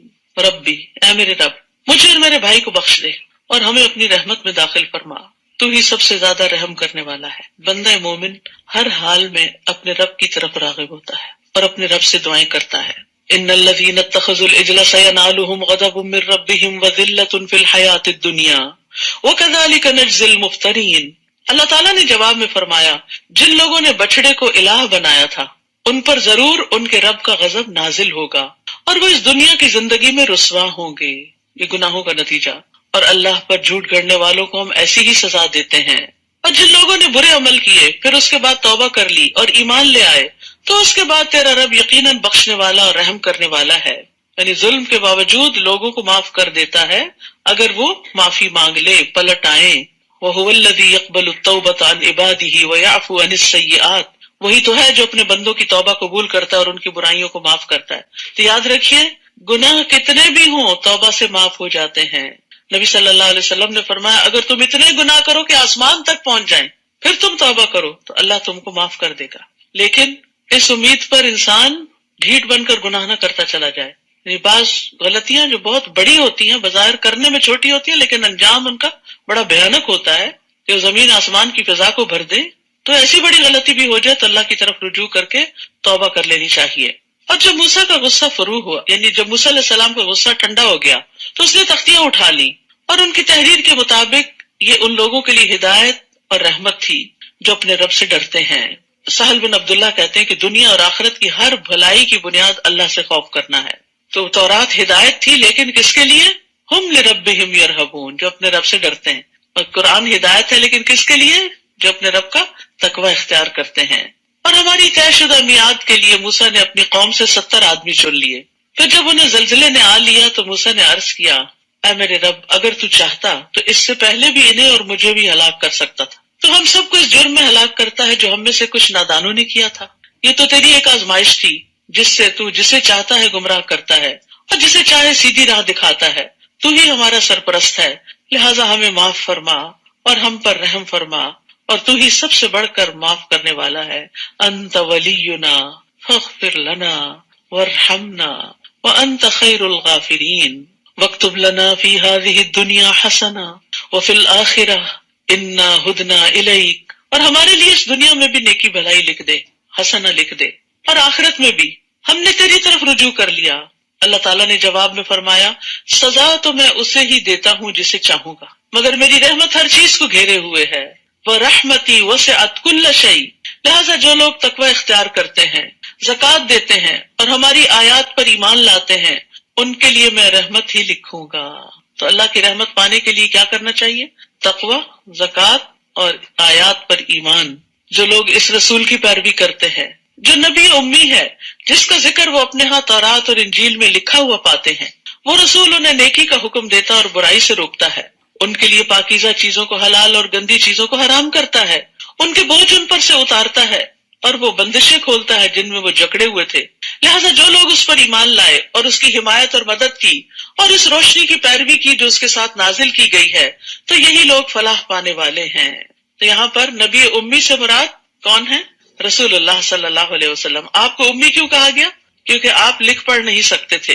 اس کے باوجود آپ پر اللہ نے جو علم نازل کیا اس کی کوئی مثال نہیں، وہ پڑھے لکھوں کے پاس بھی نہیں. اللہ تعالیٰ نے نبی صلی اللہ علیہ وسلم کی وجہ سے امت کو آسانی بخشی، جس کا یہاں ذکر کیا جا رہا ہے. اور آپ واقعی آسانیاں دیتے تھے. آپ فرماتے ہیں اگر میری امت پر مشقت نہ ہوتی تو میں انہیں ہر نماز کے لیے تازہ وضو کرنے کا حکم دیتا. لیکن اللہ نے ایسا نہیں کیا، یعنی آسانی کی کہ اگر وضو ہے تو ایک نماز پڑھ لی تو دوسری بھی پڑھ سکتے ہو، نوافل بھی پڑھ سکتے ہو. کیونکہ بعض لوگ اس غلط فہمی کا شکار ہوتے ہیں کہ شاید ہر نماز کے لیے تازہ وضو کرنے کی ضرورت. ایسا کچھ نہیں. اگر آپ کو وضو ہے تو آپ اللہ کی دی ہوئی رخصت سے فائدہ اٹھائیں، اور خاص طور پر جب آپ سفر میں ہوں یا آپ کے ساتھ اور لوگ بھی ہوں. کیونکہ بعض لوگ اکٹھے جیسے جا رہے ہوں تو ایک ان میں سے واش روم گھس جاتا ہے، جی میں تازہ وضو کر رہا ہوں، اور باقی سارے کھڑے انتظار کر رہے ہیں. تو یہ اللہ سبحانہ وتعالیٰ کی دی ہوئی رخصت اور آسانی ہے جس سے فائدہ اٹھانا چاہیے. اور اسی طرح مسواک کے بارے میں بھی آتا ہے کہ اگر مشقت نہ ہوتی تو جتنا مسواک کا فائدہ ہے میں ہر نماز کے ساتھ پابندی کر دیتا لیکن نہیں کی گئی. اسی طرح اور بھی بہت سی پابندیاں ہم سے اٹھا لی گئی جو بنی اسرائیل پر تھی. قل یا ایھا الناس انی رسول اللہ الیکم جمیعا، آپ کہہ دیجئے لوگو میں تم سب کی طرف اللہ کا رسول ہوں.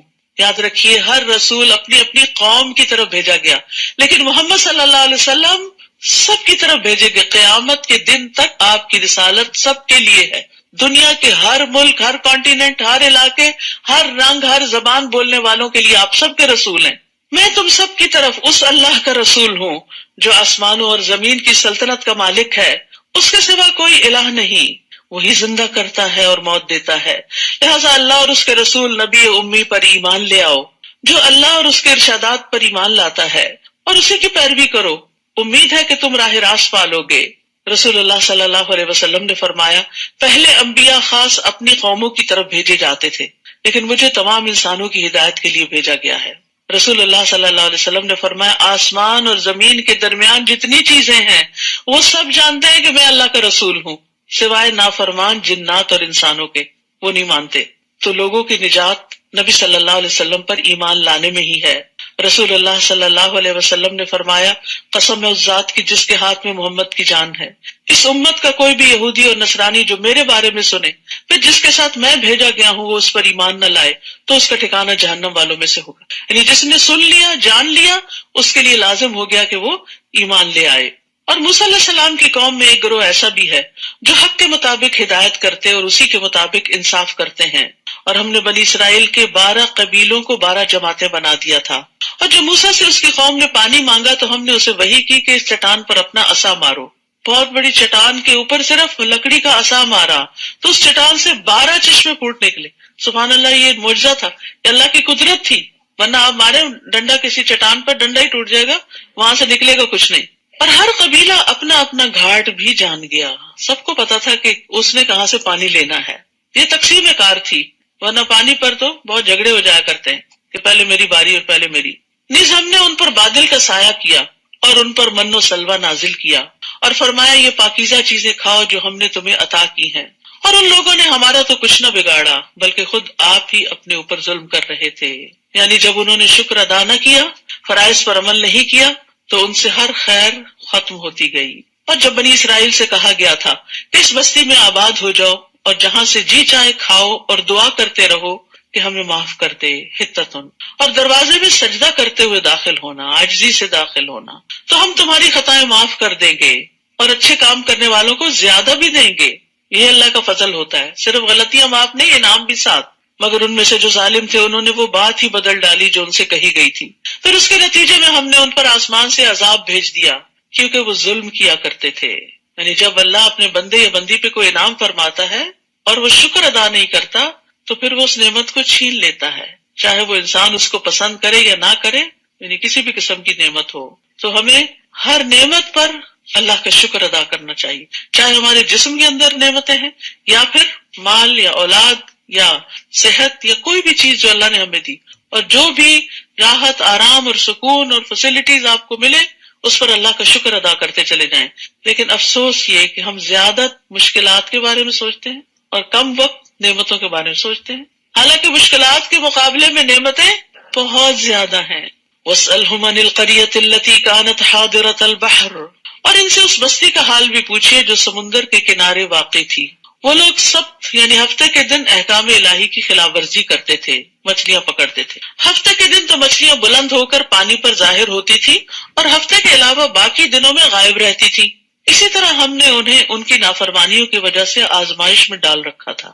تو اس سے کیا پتہ چلتا ہے کہ نافرمانیاں آزمائش لاتی ہیں. یہ قوم اللہ کے ساتھ چال بازی کر رہی تھی. اللہ نے ہفتے کے دن کام کرنے سے منع کیا لیکن انہوں نے خود ساختہ ایک طریقہ نکال کے اپنا مقصد اور مطلب پورا کر لیا اور بظاہر یہ دکھایا کہ ہم اللہ کی فرما برداری کر رہے ہیں. اور وہ وقت بھی یاد کرو جب ان میں سے کچھ لوگوں نے دوسروں سے کہا تم ایسے لوگوں کو کیوں نصیحت کرتے ہو جنہیں اللہ ہلاک کرنے والا یا سخت سزا دینے والا ہے؟ تو انہوں نے جواب دیا اس لیے کہ ہم تمہارے رب کے ہاں معذرت کر سکیں اور اس لیے کہ شاید یہ بھی نافرمانی سے پرہیز کر سکیں.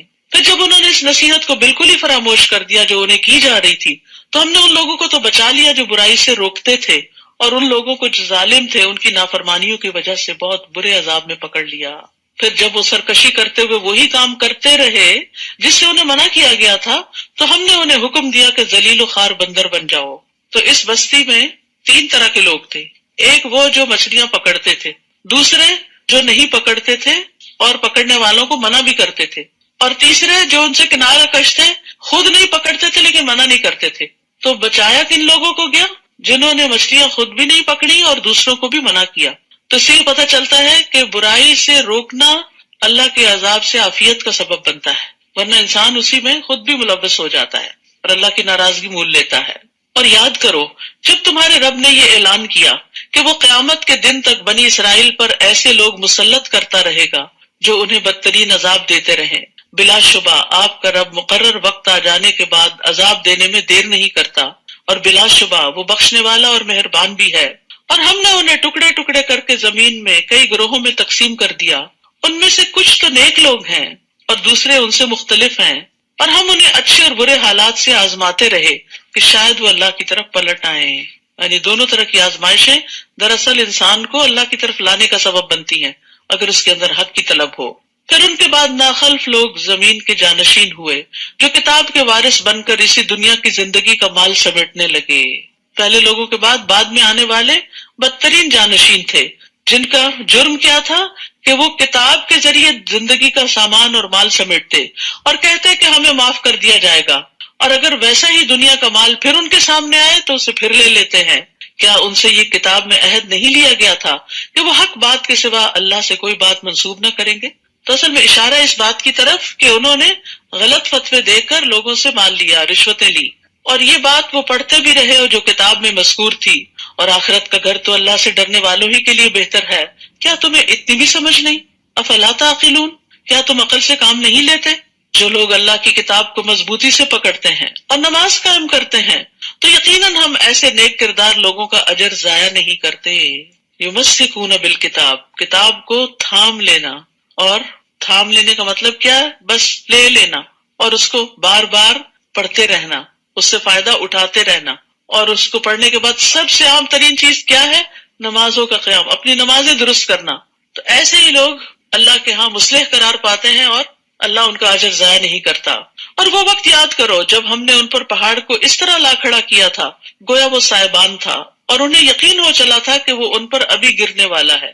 اس وقت ہم نے انہیں حکم دیا کہ جو کتاب ہم نے تمہیں دی ہے اسے مضبوطی کے ساتھ پکڑو، اور جو کچھ اس میں لکھا ہے اسے یاد رکھو تاکہ تم پرہیزگار بن سکو، متقی بن جاؤ۔ اور وہ وقت بھی یاد کرو جب آپ کے رب نے بنی آدم کی پشتوں سے ان کی اولاد کو نکالا اور انہیں خود اپنے اوپر گواہ بنا کر پوچھا، کیا میں تمہارا رب نہیں؟ الست بربکم، وہ ارواح کہنے لگی کیوں نہیں، ہم یہ گواہی دیتے ہیں، اور یہ اس لیے کیا کہ قیامت کے دن تم نہ کہنے لگو کہ ہم اس بات سے بالکل بے خبر تھے۔ یہاں ایک بڑے اہم واقعے کی طرف اشارہ ہے جس کا ذکر کتاب اللہ سے ہی ہمیں ملتا ہے، بہت قیمتی معلومات میں اضافہ ہوتا ہے۔ وہ کیا کہ قیامت تک دنیا میں جتنی بھی روحیں آنے والی تھی ان کو اللہ سبحانہ تعالیٰ نے اکٹھے پیدا کر دیا آدم علیہ السلام کی پشت سے، اور پھر ان سے خود خطاب کیا، الست بربکم، کیا میں تمہارا رب نہیں؟ تو سب روحوں نے اپنے رب کو پہچان لیا اور کہا کیوں نہیں، بلا، اور پھر کیا کہا؟ ہم یہ گواہی دیتے ہیں کہ آپ ہمارے رب ہیں۔ تو اللہ تعالیٰ نے بتایا کہ یہ اس لیے یاد دہانی کرا رہا ہوں کہ قیامت کے دن تم یہ نہ کہو کہ ہمیں تو پتہ ہی نہیں تھا کہ ہمارا کوئی رب ہے۔ اور یاد رکھیے کہ اس بات کو انسان کے لاشعور میں ڈال دیا گیا، اسی لیے جن کا شعور کچھ بھی کام کرتا ہے جب وہ حق کو دیکھتے ہیں تو اپنے رب کو پہچان جاتے، انہیں رب کو پہچاننے میں دیر نہیں لگتی، جیسے نجاشی اور باقی لوگ تھے اور اسی طرح فرعون کے جادوگر تھے۔ تو اللہ سبحانہ تعالیٰ نے ہر انسان کی فطرت میں خیر رکھ دی ہے۔ اب آپ سوچتے ہیں کہ ہمیں یاد کیوں نہیں آتا، وہ کون سا دن تھا، ہم کہاں کھڑے تھے؟ تو وہ ہمارے حافظے میں نہیں ہے، اس کے اثرات ہیں لیکن وہ حافظے میں نہیں۔ کیوں؟ اگر وہ ہمیں یاد ہو تو پھر تو ہمارا امتحان ہی ختم ہو جائے۔ یعنی ہماری کامیابی کا انحصار ایمان بالغیب پر ہی تو ہے، اسی لیے ایمان لانا جو ہے وہ بہت بڑے اجر و ثواب کا باعث ہے۔ تو اللہ سبحانہ تعالیٰ نے ہمیں پکار کر کہا کہ کیا میں تمہارا رب نہیں؟ تو ہم سب نے اقرار کیا ہوا ہے آپ ہی ہمارے رب ہیں، اور قیامت کے دن ہم جا کے یہ نہیں کہہ سکتے کہ ہمیں تو نہیں پتا تھا ہمارا رب کون سا ہے۔ یہ کوئی بھی یہ نہیں کہہ سکتا کہ ہمیں آپ کا نہیں پتا تھا تو ہم نے اوروں کو الہ بنا لیا، نہیں، وہ فطرت میں پہچان رکھ دی گئی ہے۔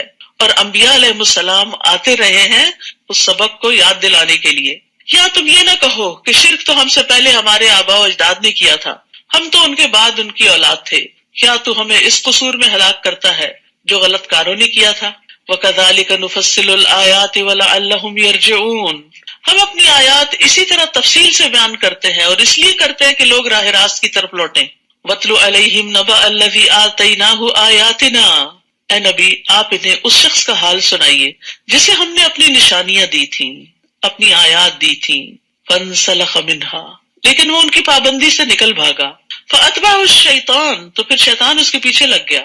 فَكَانَ مِنَ الْغَاوِينَ، چنانچہ وہ گمراہوں میں سے ہو گیا۔ تو یاد رکھیے، علم آنے کے بعد بھی شیطانی وسوسے انسان کو حق سے دور کر دیتے ہیں۔ یہ واقعہ، یہ قصہ، یہ کہانی ایک بہت بڑے عالم کی ہے کہ جس کے پاس بہت علم تھا، لیکن شیطان نے اس کے اندر دنیا کی محبت ڈال دی، لہٰذا وہ دین چھوڑ کر، علم چھوڑ کر دنیا کے پیچھے دوڑنے لگا اور اللہ کی آیات کو اس نے بھلا دیا۔ تو یاد رکھیے، آیات کا علم ہونے کے باوجود ان سے روگردانی کرنا یہ شیطانی عمل ہے، پتہ بھی ہے پھر بھی نہیں عمل کر رہے ان پر، کیونکہ شیطان پیچھے پڑا ہوا ہے۔ اور آیات کا علم ہونے کے باوجود ان سے نکل بھاگنا، ان کی پابندی چھوڑ دینا، یہ شیطان کے وسوسوں کا اثر ہوتا ہے۔ تو انسان جب شیطان کے وسوسے کی اطاعت کرتا ہے تو شیطان اس کو کنٹرول کر لیتا ہے، اس کی باگیں اپنے ہاتھ میں لے لیتا ہے، اس کو اپنے تابع کر لیتا ہے، اس کو پھر مزید گمراہ کرتا ہے اور اس پر حملہ آور ہوتا ہے اور اس کو اپنی پسند کے رستوں پہ لے جاتا ہے۔ تو سارا دین، پڑھا لکھا ہر چیز دھری کی دھری رہ جاتی ہے۔ اور بہت سارے لوگوں کے ساتھ یہ ہوتا ہے کہ وہ دین کی طرف آنے کے باوجود، قرآن پڑھنے کے باوجود سب کچھ بھلا کے صرف دنیا کے پیچھے بھاگ رہے ہوتے ہیں اور شیطان کے آلہ کار بن جاتے ہیں۔ تو اس لیے یہاں کی جو مثال بیان کی گئی ہے یہ ایک ریئل سٹوری ہے جس سے سبق دیا جا رہا ہے۔ فرمایا اور اگر ہم چاہتے تو ان آیات سے اس کے درجات کو بلند کر دیتے، یعنی دین کے علم سے بھی درجات کی بلندی ہوتی ہے، صرف دنیا کے مال سے نہیں، بلکہ دین کی وجہ سے جو دلوں میں لوگوں کی محبت ہوتی ہے بڑی خالص ہوتی ہے۔ اور مال کی وجہ سے جو لوگ آپ سے محبت کرتے ہیں وہ آپ سے نہیں کر رہے ہوتے، وہ مال سے کر رہے ہوتے ہیں۔ اور اگر آپ کے پاس مال نہ رہے تو وہ چٹ جائیں، وہ آپ کو پوچھے بھی نہ، کیونکہ اب ان کو آپ سے کوئی فائدہ حاصل نہیں ہو رہا۔ لیکن علم والا مرتے دم تک فائدہ پہنچا سکتا ہے، لہذا اس کی قدر میں کمی نہیں ہوتی۔ ہم چاہتے تو ان آیات سے اس کے درجات بلند کر دیتے، مگر وہ تو پستی کی طرف جھک گیا۔ دنیا کی طرف جھکنا پستی کی طرف جانا ہے اور اپنی خواہش کے پیچھے لگ گیا۔ ایسے شخص کی مثال کتے کی سی ہے۔ کتا لالچ کا سمبل ہے، اگر تو اس پر حملہ کرے تو بھی ہانپتا ہے، نہ کرے تو بھی ہانپتا ہے، وہ زبان لٹکائے رکھتا ہے، اور جو کوئی چیز نظر آتی ہے اس کے پیچھے بھاگتا ہے کہ شاید یہ میرے لیے ہو، ہر چیز کو سونگتا ہے۔ یعنی دنیا کی لالچ میں ہر اس کام کے پیچھے چل پڑتے ہیں جس سے دنیا کا فائدہ ہو، چاہے دین کے نقصان پر ہی کیوں نہ ہو۔ یہ ان لوگوں کی مثال ہے جنہوں نے ہماری آیات کو جھٹلا دیا، یعنی جاننے کے باوجود انکار کر دیا۔ آپ ایسے قصے ان سے بیان کرتے رہیے، شاید کہ یہ لوگ کچھ غور و فکر کریں۔ قطبی کہتے ہیں کہ ہر وہ چیز جو ہانپتی ہے تھک کر یا پیاس کی وجہ سے، سوائے کتے کے، اگر وہ تھکا ہوا تو بھی ہانپتا ہے، راحت اور سکون کی حالت تو بھی ہانپتا ہے۔ یعنی کتا ہر حال میں زبان لٹکاتا ہے، چاہے وہ بھوکا ہے یا پیٹ بھرا ہوا اس کا، یعنی اس کی لالچ کہیں ختم ہونے کو نہیں آتی۔ تو ہر وہ شخص جو اللہ کی آیات کو جھٹلاتا ہے اس کے لیے یہ مثال بیان کی گئی ہے۔ وہ کہتے ہیں کہ اگر آپ اس کو واز کریں تو بھی گمراہی میں پڑا رہتا ہے، کرنا چھوڑ دیں تو بھی وہ دنیا کے پیچھے بھاگتا رہتا ہے۔ جیسے کتا ہوتا ہے کہ اگر آپ اس کو نکال باہر کریں اور بھگا دیں تب بھی ہانپے گا، اگر اس کو وہیں بیٹھا رہنے دیں چھوڑ دیں تب بھی ہانپے گا۔ یعنی وہ مجلس میں ہو، وہ تنہائی میں ہو، اس کی سوچیں، اس کی چاہت، سب کچھ صرف دنیا کے گرد گھوم رہی ہوتی ہے۔ ایسے لوگوں کی مثال بہت بری ہے جنہوں نے ہماری آیات کو جھٹلایا اور خود اپنے آپ پر ہی ظلم کرتے رہے۔ یعنی اللہ کے دین کا انکار اللہ کو نقصان نہیں دیتا۔ اگر ہم کوئی بات نہیں مانتے تو اللہ تعالیٰ کو کچھ بھی نہیں جاتا، وہ قابل تعریف ہے۔ زمین اور آسمان کی ہر چیز اس کی تعریف بیان کر رہی ہے، ہر چیز، اس کو فرق نہیں پڑتا۔ لیکن اتنے بڑے خزانے کا انکار کرنے والے خود محروم رہ جاتے ہیں۔ اللہ جسے ہدایت دے وہی ہدایت پا سکتا ہے، اور جسے وہ گمراہ کرے تو ایسے ہی لوگ نقصان اٹھانے والے ہیں۔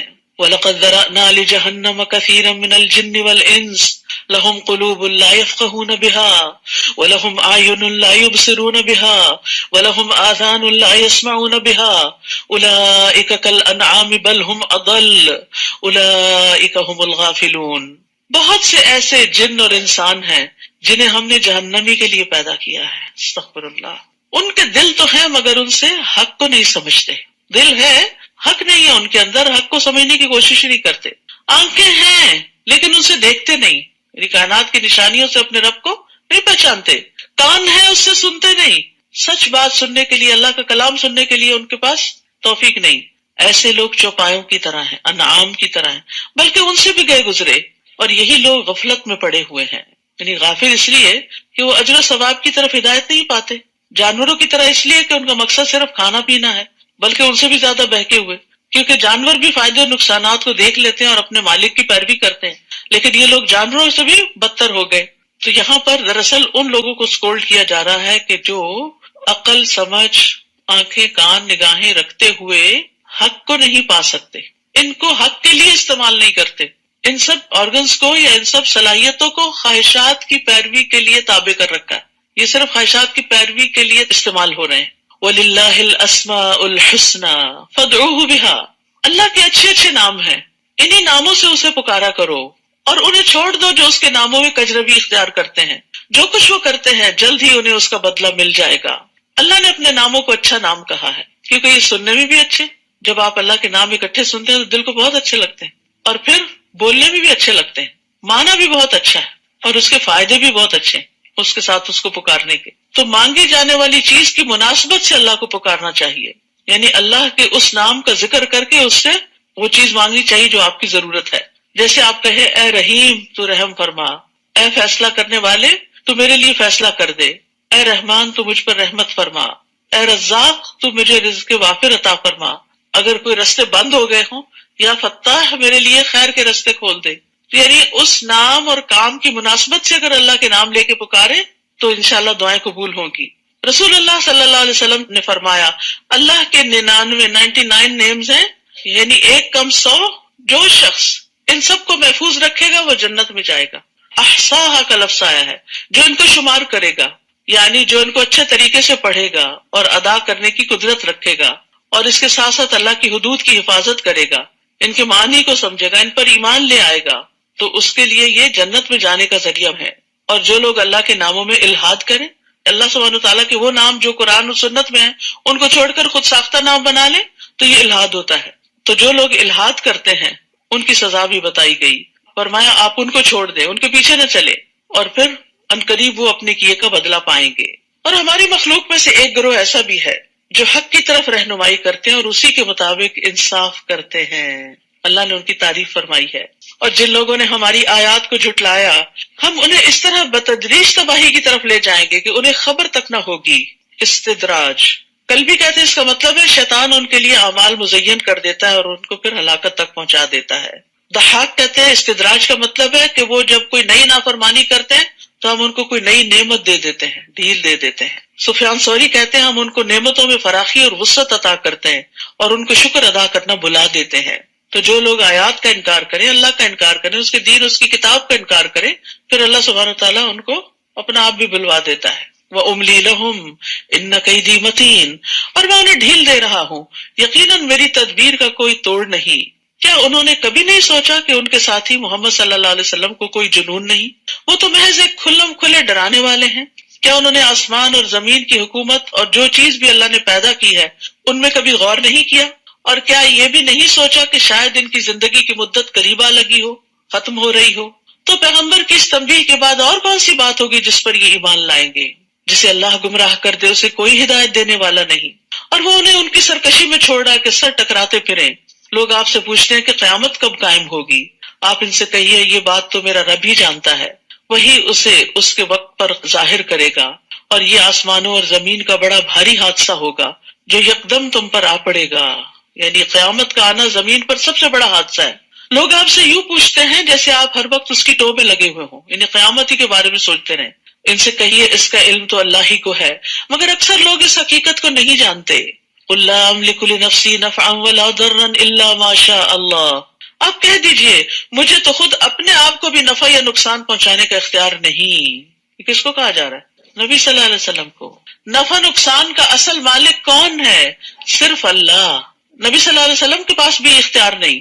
آپ سے جو نفع انسانوں کو پہنچا وہ وہی ہے جو اللہ نے ان کو دیا، لیکن الٹیمیٹ نفع نقصان کا مالک صرف اور صرف اللہ تعالیٰ ہے۔ اور بندوں سے بھی بندوں کو جو نفع پہنچتا ہے نا اس کا بھی اللہ اذن دے تو پہنچتا ہے۔ اللہ ہی جو کچھ چاہتا ہے وہ ہوتا ہے، اور اگر میں غیب جانتا ہوتا، یہ پیغمبر کہہ رہے ہیں نبی صلی اللہ علیہ وسلم، اگر میں غیب جانتا ہوتا تو بہت سی بھلائیاں حاصل کر لیتا، مجھے کبھی کوئی تکلیف نہ پہنچتی۔ پہلے سے ہی بندوبست کر لیتا، سد باب کر لیتا۔ میں تو محض ایک ڈرانے والا اور بشارت دینے والا ہوں ان لوگوں کے لیے جو ایمان لے آئیں۔ وہی تو ہے جس نے تمہیں ایک جان سے پیدا کیا اور اس سے اس کی بیوی بنائی تاکہ اس کے ہاں سکون حاصل کرے۔ تو ایک عورت کا جو اہم ترین رول ہے زندگی میں وہ ہے شوہر کے لیے باعث سکون ہونا۔ یہ اس کی بہت بڑی عبادت ہے تاکہ وہ باہر کے بڑے بڑے کام کر سکے۔ باہر کی دنیا کے چیلنجز بہت بڑے ہوتے ہیں، اس کے لیے گھر کے اندر سکون چاہیے ہوتا ہے، لیکن ہم اپنے کاموں کو بہت بڑا سمجھتے ہیں۔ اس کا یہ مطلب نہیں کہ بیوی کو سکون نہیں چاہیے اور اس کو سکون نہیں حاصل کرنا چاہیے، اس کی طلب نہیں ہونی چاہیے، نہیں، یہ تو دو طرفہ ہی ہوتا ہے۔ لیکن بیوی کا رول اس میں زیادہ ہے، گھر کو پرسکون کرنے میں بیوی کا رول کہیں زیادہ ہے مرد سے۔ مرد تو مہمان کی طرح سارا دن کے بعد کام کر کے آتا ہے، پھر رات گزار کے پھر صبح کام پہ چل پڑتا ہے۔ تو اس لیے گھر کی ذمہ داری چونکہ عورت پر ہے اور گھر کا سکون بھی عورت مینٹین کرتی ہے تو اس کی طرف اسے متوجہ کیا گیا۔ پھر جب کسی مرد نے اپنی بیوی سے صحبت کی تو اسے ہلکا سا حمل ہو گیا، پریگننسی ہو گئی، جس کے ساتھ وہ چلتی پھرتی رہی۔ پھر جب وہ بوجھل ہو گئی یعنی آخری مہینوں میں، تو دونوں اپنے رب سے دعا کرنے لگے کہ اگر تو ہمیں تندرست بچہ عطا کرے تو یقیناً ہم شکر کرنے والوں میں سے ہوں گے۔ پھر جب اللہ نے انہیں تندرست لڑکا دے دیا تو وہ اللہ کی بخشش میں دوسروں کو شریک بنانے لگے، جبکہ اللہ ایسی چیزوں سے بلند تر ہے جو یہ لوگ شریک ٹھہراتے ہیں۔ اَیُشْرِکُونَ مَا لَا يَخْلُقُ شَيْئًا وَهُمْ يُخْلَقُونَ، کیا وہ ایسی چیزوں کو شریک ٹھہراتے ہیں جن کا کسی چیز کو پیدا کرنا تو درکنار ہو، خود پیدا کیے جاتے ہیں۔ یعنی اگر انسان کو ہی شریک ٹھہراتے ہیں تو انسان تو خود پیدا کیا جاتا ہے، تو اللہ کے برابر کیسے ہو سکتا ہے؟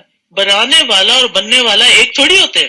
فَلَا يَسْتَطِيعُونَ لَهُمْ نَصْرًا وَلَا أَنفُسَهُمْ يَنصُرُونَ، وہ نہ تو ان کی مدد کر سکتے ہیں اور نہ ہی اپنی مدد کر سکتے ہیں۔ یعنی جن ہستیوں کو بھی، جن چیزوں کو بھی، جن پتھروں یا لکڑی کے بنائے ہوئے بتوں کو لوگ حاجت روا اور مشکل کشا سمجھتے ہیں تو یہ دراصل اپنے آپ کو ہی دھوکہ دے رہے ہیں۔ کوئی کسی کی مدد نہیں کر سکتا غائبانہ طور پر، اور نہ ہی کوئی اپنی مدد کر سکتا، وہ بھی اللہ ہی کرتا ہے۔ اگر تم انہیں راہ راست کی طرف بلاؤ تو تمہاری پیروی نہیں کریں گے، تم انہیں بلاؤ یا خاموش رہو، تمہارے لیے ایک ہی بات ہے۔ جن لوگوں کو تم اللہ کے سوا پکارتے ہو وہ تمہاری طرح کے بندے ہیں، اگر تم اپنے دعوے میں سچے ہو تو ضروری ہے کہ جب انہیں پکارو تو وہ تمہیں اس کا جواب دیں۔ الہم رجل یمشون بها ام لہم ایدی یبطشون بها ام لہم اعین یبصرون بها ام لہم آذان یسمعون بها قل ادعوا شرکاءکم ثم کیدون فلا تنظرون، کیا ان کے پاؤں ہیں جن سے وہ چلتے ہوئے، جن کو یہ پکارتے ہیں، جو بت کھڑے کیے ہوئے انہوں نے جگہ جگہ اور ان سے مرادیں مانتے ہیں اور دعائیں کرتے ہیں، یہ بتائے کہ کیا وہ کہیں چلتے پھرتے بھی ہیں یا بس کھڑے ہی رہتے ہیں ایک جگہ پر؟ یا ان کے ہاتھ ہیں جن سے وہ پکڑتے ہوں، یا ان کی آنکھیں ہیں جن سے دیکھتے ہوں، یا ان کے کان ہیں جن سے سنتے ہوں؟ آپ ان سے کہیے کہ اپنے سارے شریکوں کو بلاؤ اور میرا جو کچھ بگاڑ سکتے ہو بگاڑو اور مجھے مہلت بھی نہ دو۔ تو یہاں پر اللہ سبحانہ تعالیٰ نے پاؤں، ہاتھ، آنکھوں اور کانوں کا خاص ذکر کیا کیونکہ یہ ہدایت حاصل کرنے کے خاص ذرائع ہیں، علم کے حصول کے لیے، کوشش کرنے کے لیے، دوسروں کی مدد کرنے کے لیے۔ تو اس لیے کہا کہ غیر اللہ کے پاس تو یہ ساری فیکلٹیز ہی نہیں ہے، تو وہ تمہاری مدد کہاں سے کریں گے؟ ان ولی اللہ الذی نزل الکتاب وهو یتولی الصالحین، میرا تو سرپرست وہ اللہ ہے جس نے یہ کتاب نازل کی اور وہی نیک آدمیوں کی سرپرستی فرماتا ہے۔ اگر آپ چاہتے ہیں کہ اللہ آپ کا سرپرست ہو جائے، آپ کے سارے کاموں کو سنوار دے، تو اللہ سے دوستی کریں، اللہ کے قریب کرنے والے اعمال اختیار کریں۔ اور یہاں وعدہ کیا جا رہا ہے وَهُوَ يَتَوَلَّى الصَّالِحِينَ، اور جنہیں تم اللہ کے سوا پکارتے ہو وہ تمہاری کیا مدد کریں گے؟ وہ تو اپنی مدد بھی نہیں کر سکتے۔ تو یہ اللہ کی دی ہوئی رہنمائی ہے نا کہ کہاں سے مدد ملے گی اور کہاں سے نہیں ملے گی۔ وَإِن تَدْعُوهُمْ إِلَى الْهُدَى لَا يَسْمَعُوا، بلکہ اگر تم انہیں ہدایت کی طرف بلاؤ تو وہ تمہاری بات سن بھی نہیں سکتے۔ تمہیں ایسا نظر آتا کہ وہ تمہاری طرف دیکھ رہے ہیں حالانکہ فی الواقع کچھ بھی نہیں دیکھتے۔ خذ العفو وأمر بالعرف وأعرض عن الجاہلین، اے نبی صلی اللہ علیہ وسلم درگزر کرنے کا رویہ اختیار کیجئے، معروف کاموں کا حکم دیجئے اور جاہلوں سے کنارہ کشی اختیار کیجئے۔ تو ہمارے دین نے ہمیں کیا سکھایا کہ ہم جاہلوں سے اعراض برتا کریں۔ اب یہاں اس کا تعلق خذ العفو وأمر بالعرف سے کیوں ہے؟ کیونکہ جب انسان نیکی کا کام کرنے جاتا ہے، کسی کو برائی سے روکتا ہے، کوئی نیکی تعلیم دیتا ہے، تو پھر کیا ہوتا ہے؟ لوگ اس سے الجھ پڑتے ہیں کیونکہ وہ سمجھتے نہیں ہوتا کہ آپ کا کاز کیا، آپ کیا چاہتے ہیں۔ اور آپ میں سے بہت سے لوگوں کو اس کا اتفاق ہوا ہوگا کہ گھر پہ بات کی کوئی اچھی، یا کسی گیدرنگ میں کی، یا خاص طور پر کسی موقع پہ کی، تو کوئی نہ کوئی پیچھے پڑ گیا۔ اپنے گھر کو دیکھو، اپنے آپ کو دیکھو، ابھی ہم کہاں اس قابل ہوئے، وغیرہ وغیرہ۔ تو یہاں پر پہلے فرما دیا خذ العفو، جو بھی کوئی کہے گا اس کو معاف کرتے جانا ہے، پیچھے نہیں پڑنا اس کے، اور نیکی کا کام بتاتے رہیں، وأمر بالعرف، اور تیسری چیز وأعرض عن الجاہلین، جاہلوں سے اعراض برتے۔ وہ یہ نا جب عمر رضی اللہ عنہ کے پاس گئے تو کہنے لگے اے خطاب کے بیٹے، بس اللہ کی قسم نہ تو تم انصاف کرتے ہو، نہ ہمارے ساتھ کچھ سخاوت سے پیش آتے ہو، ہمیں کچھ دیتے بھی نہیں۔ تو عمر رضی اللہ عنہ یہ سن کر غصے ہوئے اور قریب تھا کہ اسے مارے۔ اس وقت حر نے ان سے کہا اے امیر المومنین، اللہ تعالیٰ نے اپنے نبی سے فرمایا ہے خذ العفو وأمر بالعرف وأعرض عن الجاہلین، بے شک یہ بھی جاہلوں میں سے ہے۔ اللہ کی قسم جب حر نے قرآن مجید کی تلاوت کی تو عمر رضی اللہ عنہ وہی رک گئے، اور آپ اللہ کی کتاب کے سامنے گردن جھکا دینے والے تھے۔ اللہ کا حکم آ گیا، بس اس سے آگے مجھے نہیں بڑھنا۔ وَإِمَّا يَنزَغَنَّكَ مِنَ الشَّيْطَانِ نَزْغٌ فَاسْتَعِذْ بِاللَّهِ إِنَّهُ سَمِيعٌ عَلِيمٌ، اور اگر کبھی شیطان آپ کو اکسائے تو اللہ سے پناہ مانگیے، وہ سب کچھ سننے اور جاننے والا ہے۔ یعنی حق کے بارے میں اگر کوئی وسوسہ پیدا ہو جائے دل میں تو میرے خیال ہے سب کو ہی کوئی نہ کوئی ایسا ایکسپیرینس ہوا ہوگا کہ اللہ تعالیٰ کے بارے میں، دین کے کسی حکم کے بارے میں، نبی صلی اللہ علیہ وسلم کے بارے میں شیطان نے کوئی نہ کوئی نیگیٹیوٹی ڈالی، تو اس وجہ سے پھر کیا کرو اس کا مقابلہ کرنے کے لیے؟ شک میں نہ رہو، نافرمانی نہ کرو، غصے میں نہ رہو، اریٹیٹڈ مت ہو۔ جب یہ چیزیں ظاہر ہوں تو شیطان کے شر سے پناہ مانگو، شیطان کے شر سے پناہ مانگو، شیطانی نزغ سے کہ یا اللہ یہ میرا خیال نہیں، میں نہیں ایسے سوچتا، تجھے پتا ہے کہ یہ اچانک ہی میرے دل میں یہ بات ڈال دی گئی ہے، میں تیری طرف رجوع کرتا ہوں۔ تو یاد رکھیے کہ ایاک نستعین میں وسوسوں سے بچنے کی دعائیں بھی موجود ہیں، اور پڑھیے بہت فائدہ دیتی ہیں۔ کچھ لوگ اپنے آپ سے تنگ آ جاتے ہیں وسوسوں کی وجہ سے کہ ہم کرے تو کرے کیا، بہترین علاج ہے وہ وسوسوں کا، قرآنی آیات ہیں اس میں، مختصر سا ہے ان الذین اتقوا اذا مسهم طائف من الشیطان تذکروا فاذا هم مبصرون، بلا شبہ جو لوگ اللہ سے ڈرتے ہیں، تقوی اختیار کرتے ہیں، جب کوئی شیطانی وسوسہ چھو بھی جاتا ہے تو چونک پڑتے ہیں اور فوراً صحیح صورتحال دیکھنے لگتے ہیں۔ یعنی ایمان والے وسوسے کو بھانپ جاتے ہیں، غور و فکر کرتے ہوئے اپنی غلطیوں کے مواقع کو دیکھ لیتے ہیں، لغزش کھا جائے تو فوراً توبہ کرتے ہیں، ہر شر سے بچنے کا ذریعہ اختیار کرتے ہیں، یعنی ذکر زیادہ کرتے ہیں۔ تو ذکر جو ہے یہ شیطانی حملوں سے بچاؤ کا مضبوط قلعہ ہے۔ یحییٰ علیہ السلام نے بیت المقدس میں بنی اسرائیل کو جمع کیا، جب مسجد بھر گئی تو وہ ایک ٹیلے پہ بیٹھ گئے، پھر اللہ کی حمد و ثنا کی اور فرمایا میں تمہیں کثرت کے ساتھ اللہ عز و جل کا ذکر کرنے کا حکم دیتا ہوں، کیونکہ اس کی مثال اس شخص کی سی ہے جس کا بہت تیزی سے دشمن پیچھا کر رہا ہو اور وہ ایک مضبوط قلعے میں گھس کر پناہ مانگے۔ اس طرح بندہ بھی جب تک اللہ کے ذکر میں مصروف رہتا ہے تو شیطان کے حملوں سے محفوظ قلعے میں بند ہوتا ہے۔ تو اس سے کیا پتہ چلتا ہے کہ وسوسوں کی کثرت ہو، بہت سے لوگ یہ ذکر اپنا کرتے ہیں، تقریر بتاتے ہیں، تو وسوسوں کی اگر کثرت ہونے لگے یا زیادہ ستانے لگے تو پھر ذکر بڑھا دے، مخصوص ذکر بھی اور عام ذکر بھی۔ اور یہ شیطانوں کے بھائی انہیں گمراہی میں کھینچے چلے جاتے ہیں اور اس میں کوئی کسر نہیں اٹھا رکھتے، اور جب آپ ان کے پاس کوئی معجزہ نہ لائے تو کہتے ہیں تم نے خود ہی کوئی معجزہ کیوں نہ منتخب کر لیا۔ آپ ان سے کہیے میں تو صرف اس چیز کی پیروی کرتا ہوں جو میرے رب کی طرف سے مجھ پر وحی کی جاتی ہے، یہ تمہارے رب کی طرف سے بصیرت افروز دلائل ہیں اور ہدایت اور رحمت ہے ان لوگوں کے لیے جو ایمان لاتے ہیں۔ وَإِذَا قُرِئَ الْقُرْآنُ فَاسْتَمِعُوا لَهُ وَأَنصِتُوا لَعَلَّكُمْ تُرْحَمُونَ، اور جب قرآن پڑھا جائے تو اسے غور سے سنو اور خاموش رہو شاید کہ تم پر رحم کیا جائے۔ تو جو لوگ چاہتے ہیں کہ اللہ کی رحمت آئے ہم پر، وہ پوری توجہ سے قرآن مجید سنا کریں۔ اور یہاں پر دو باتیں فرمائی گئی، فَاسْتَمِعُوا وَأَنصِتُوا۔ تو پہلا درجہ کیا ہے کہ انسان بات چیت چھوڑ دے، فون اٹینڈ کرنا چھوڑ دے اور اس طرح کے اور چیزوں سے قطع تعلق ہو جائے، اور صرف اتنا ہی کافی نہیں، اپنے ذہن کو بھی بھٹکنے سے بچائے، خود بھی خاموش رہے اور پوری توجہ سے دل و جان کو حاضر کر کے اللہ کے کلام کو سمجھنے کی فکر کرے۔ تو قرآن سنتے وقت کان لگا دینے چاہیے، شور و غل سے بچنا چاہیے، پاس بہت زور زور سے باتیں نہیں کرنی چاہیے۔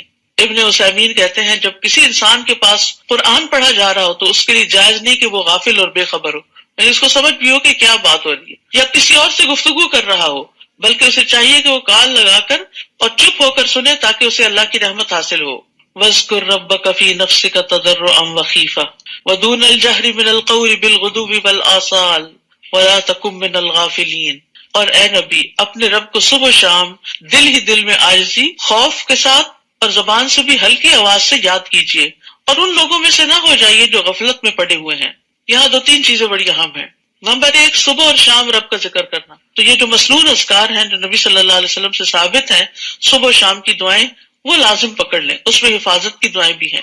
پھر دوسری بات یہ کہ صبح بھی دعائیں مانگنی چاہیے اور شام کو بھی مانگنی چاہیے۔ تیسری بات یہ کہ دل میں عاجزی ہونی چاہیے دعا مانگتے وقت، یہ نہیں کہ دل میں کہ میرے پاس بڑی دولت ہے اور میں تو ایسا اور ایسا کر دوں گا، ایسی باتیں دل سے نکال دیں، اور پھر عاجزی کے ساتھ اور خوف کے ساتھ اور زبان سے بھی ہلکی آواز کے ساتھ اللہ کو یاد کریں، اور ان لوگوں میں سے نہ ہوں جو غفلت میں پڑے ہوئے ہیں۔ تو دعائیں مانگتے ہوئے خشوع و خضوع بڑا ضروری ہوتا ہے۔